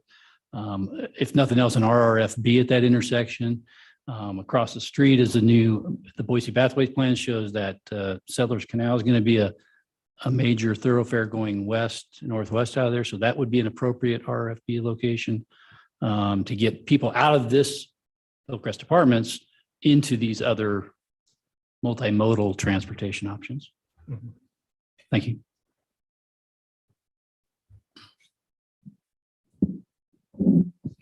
Any other questions, gang? No? Dave, do you happen to know how tall the buildings are at the Hillcrest? Like the shopping center buildings? Like Not off the top of they're my head. parapets. They can't be. They're all single story, right? They're all single story. I'd estimate probably 25. 25. Okay. Okay. Mr. Chairman. Mr. I just Squire. have a curiosity question. Is this on a transit line? Is there access directly to this, to transit? Mhm. Sorry, I'm Chairman, not as Commissioner familiar with this Squires. area. Yes, it's on 2 transit lines. Fantastic. Okay. Good team. Just real quick. Yeah. Chris, please. I'm really grateful to see this application. I've been waiting like most people for, I live on Philippi and Cassia, so I'm 2 blocks down. And this has been 20 years that the Fred Meyer hasn't been there, and this has been vacant. And you can see from that overhead, that parking lot gets very little usage, and this is a great usage for it. So I'm super happy to see it, and I'm glad that you guys are doing this. One thing we've got some pretty good, we've got Cassia Park, and we've had lots of developments over there, positive developments over there. And then we have Bora Park right around the corner over there too. But just as kind of a 2 cents worth of from the dais design, it's like you probably will keep more kids on site if there were more green space. The clubhouse, those things tend to not get utilized too much. You could literally probably put green grass out there and the community would be way happier. Just free design advice from a non-designer. Appreciate it. Okay. All right. Okay. I think that does it, guys. We'll go ahead and move on to testimony. We got a few folks online, it looks like. If you want to testify, please go ahead and raise your hand. We'll check you off one at a time here. Okay. Crystal, you got Dustin Tyner up first. Perfect. Dustin, can you hear us?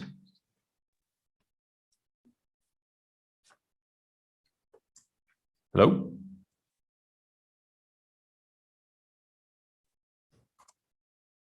Dustin, we're having trouble hearing you. Chairman, it appears he's unmuted, but. Yeah, he's unmuted. Yeah, do you think we had a few folks online. Yeah, a few folks on. The next person also had audio issues. Let's see if there's any. Yeah, maybe we'll move Dustin. We can't hear you at the moment. We might try and move to Anthony, see if we can hear him.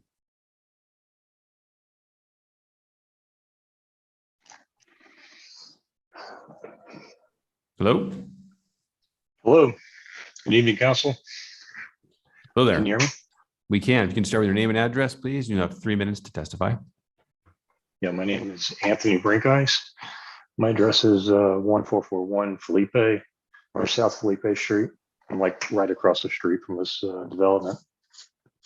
I actually think it's great. I want to correct something. This will block my view, but I'm not really against this. My concern is the north access to the parking lot of the shopping center. That would create through traffic to Orchard Street and onto Felipe.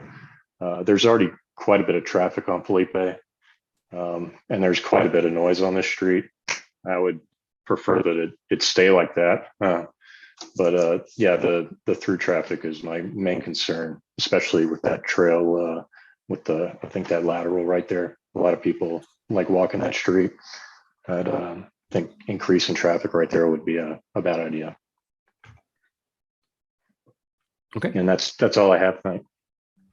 Okay. Thank you. Go ahead and move back to Mr. Tyner. Looks like he's muted now.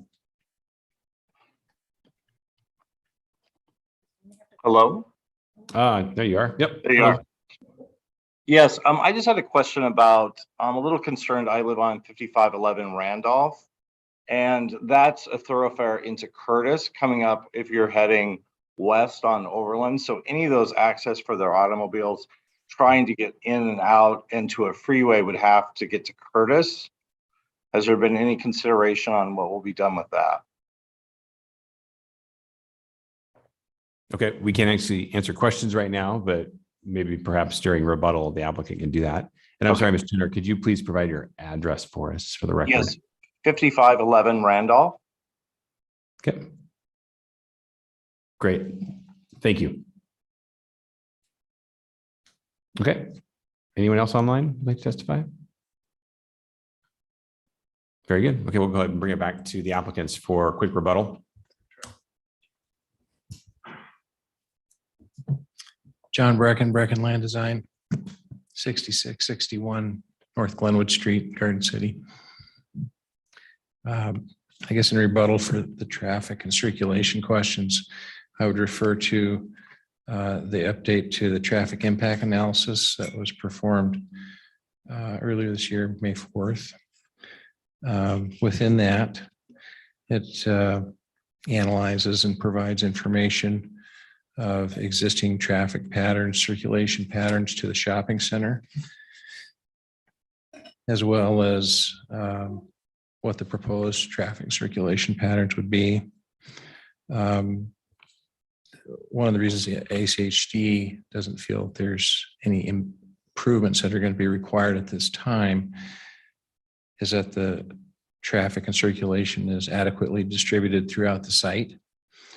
There are multiple entrances on all of the roadways that surround the site. And specifically, if you refer to figure 3 on page 5, he has a breakdown that says 35% of the traffic will exit and or enter and exit through the site on the north, 20% to the south, 20% to the west, and 25% to the east. And there's a lot more detail in here, and it actually breaks it down by each entrance onto the site with numbers, because he went out and actually did traffic counts at each one of these access points onto the site. And so he has data for existing conditions recently from earlier this year.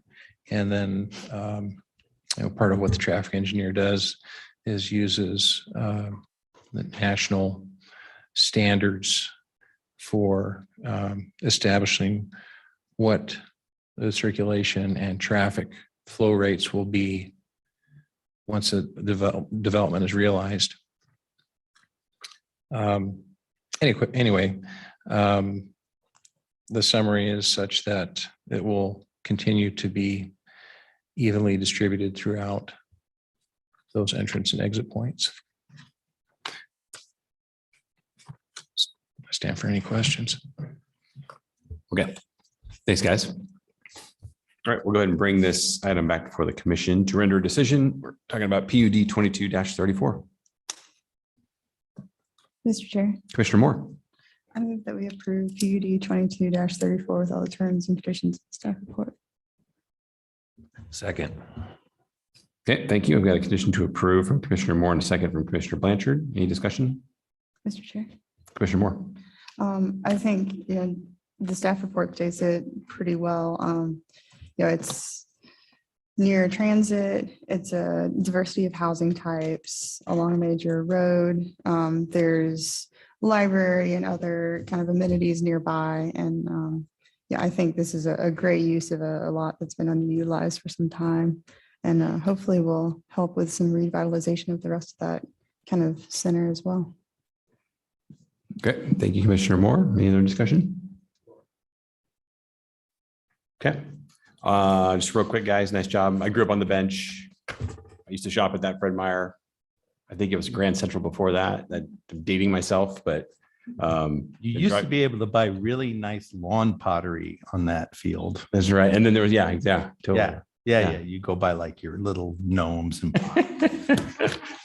But like Commissioner Blanchard mentioned, it's just great to see a good project move into that site now. It's been derelict for so long, it's been waiting for something. I think it's a great fit. So nice job. Okay. And you get your garden gnomes. You could get your garden gnomes there. Maybe there'll be another store there someday. All right. We got to vote. Got motion to approve PUD 22-34. The motion was by Commissioner Moore and the second by Commissioner Blanchard. Will the clerk please call the roll? Stead. Aye. Schaefer. Aye. Squires. Aye. Blanchard. Aye. Moore. Aye. Gillespie. Yay. Renfrock. Aye. Mooney. Aye. All in favor, motion carries. Okay. All right. Thanks, guys. We are adjourned.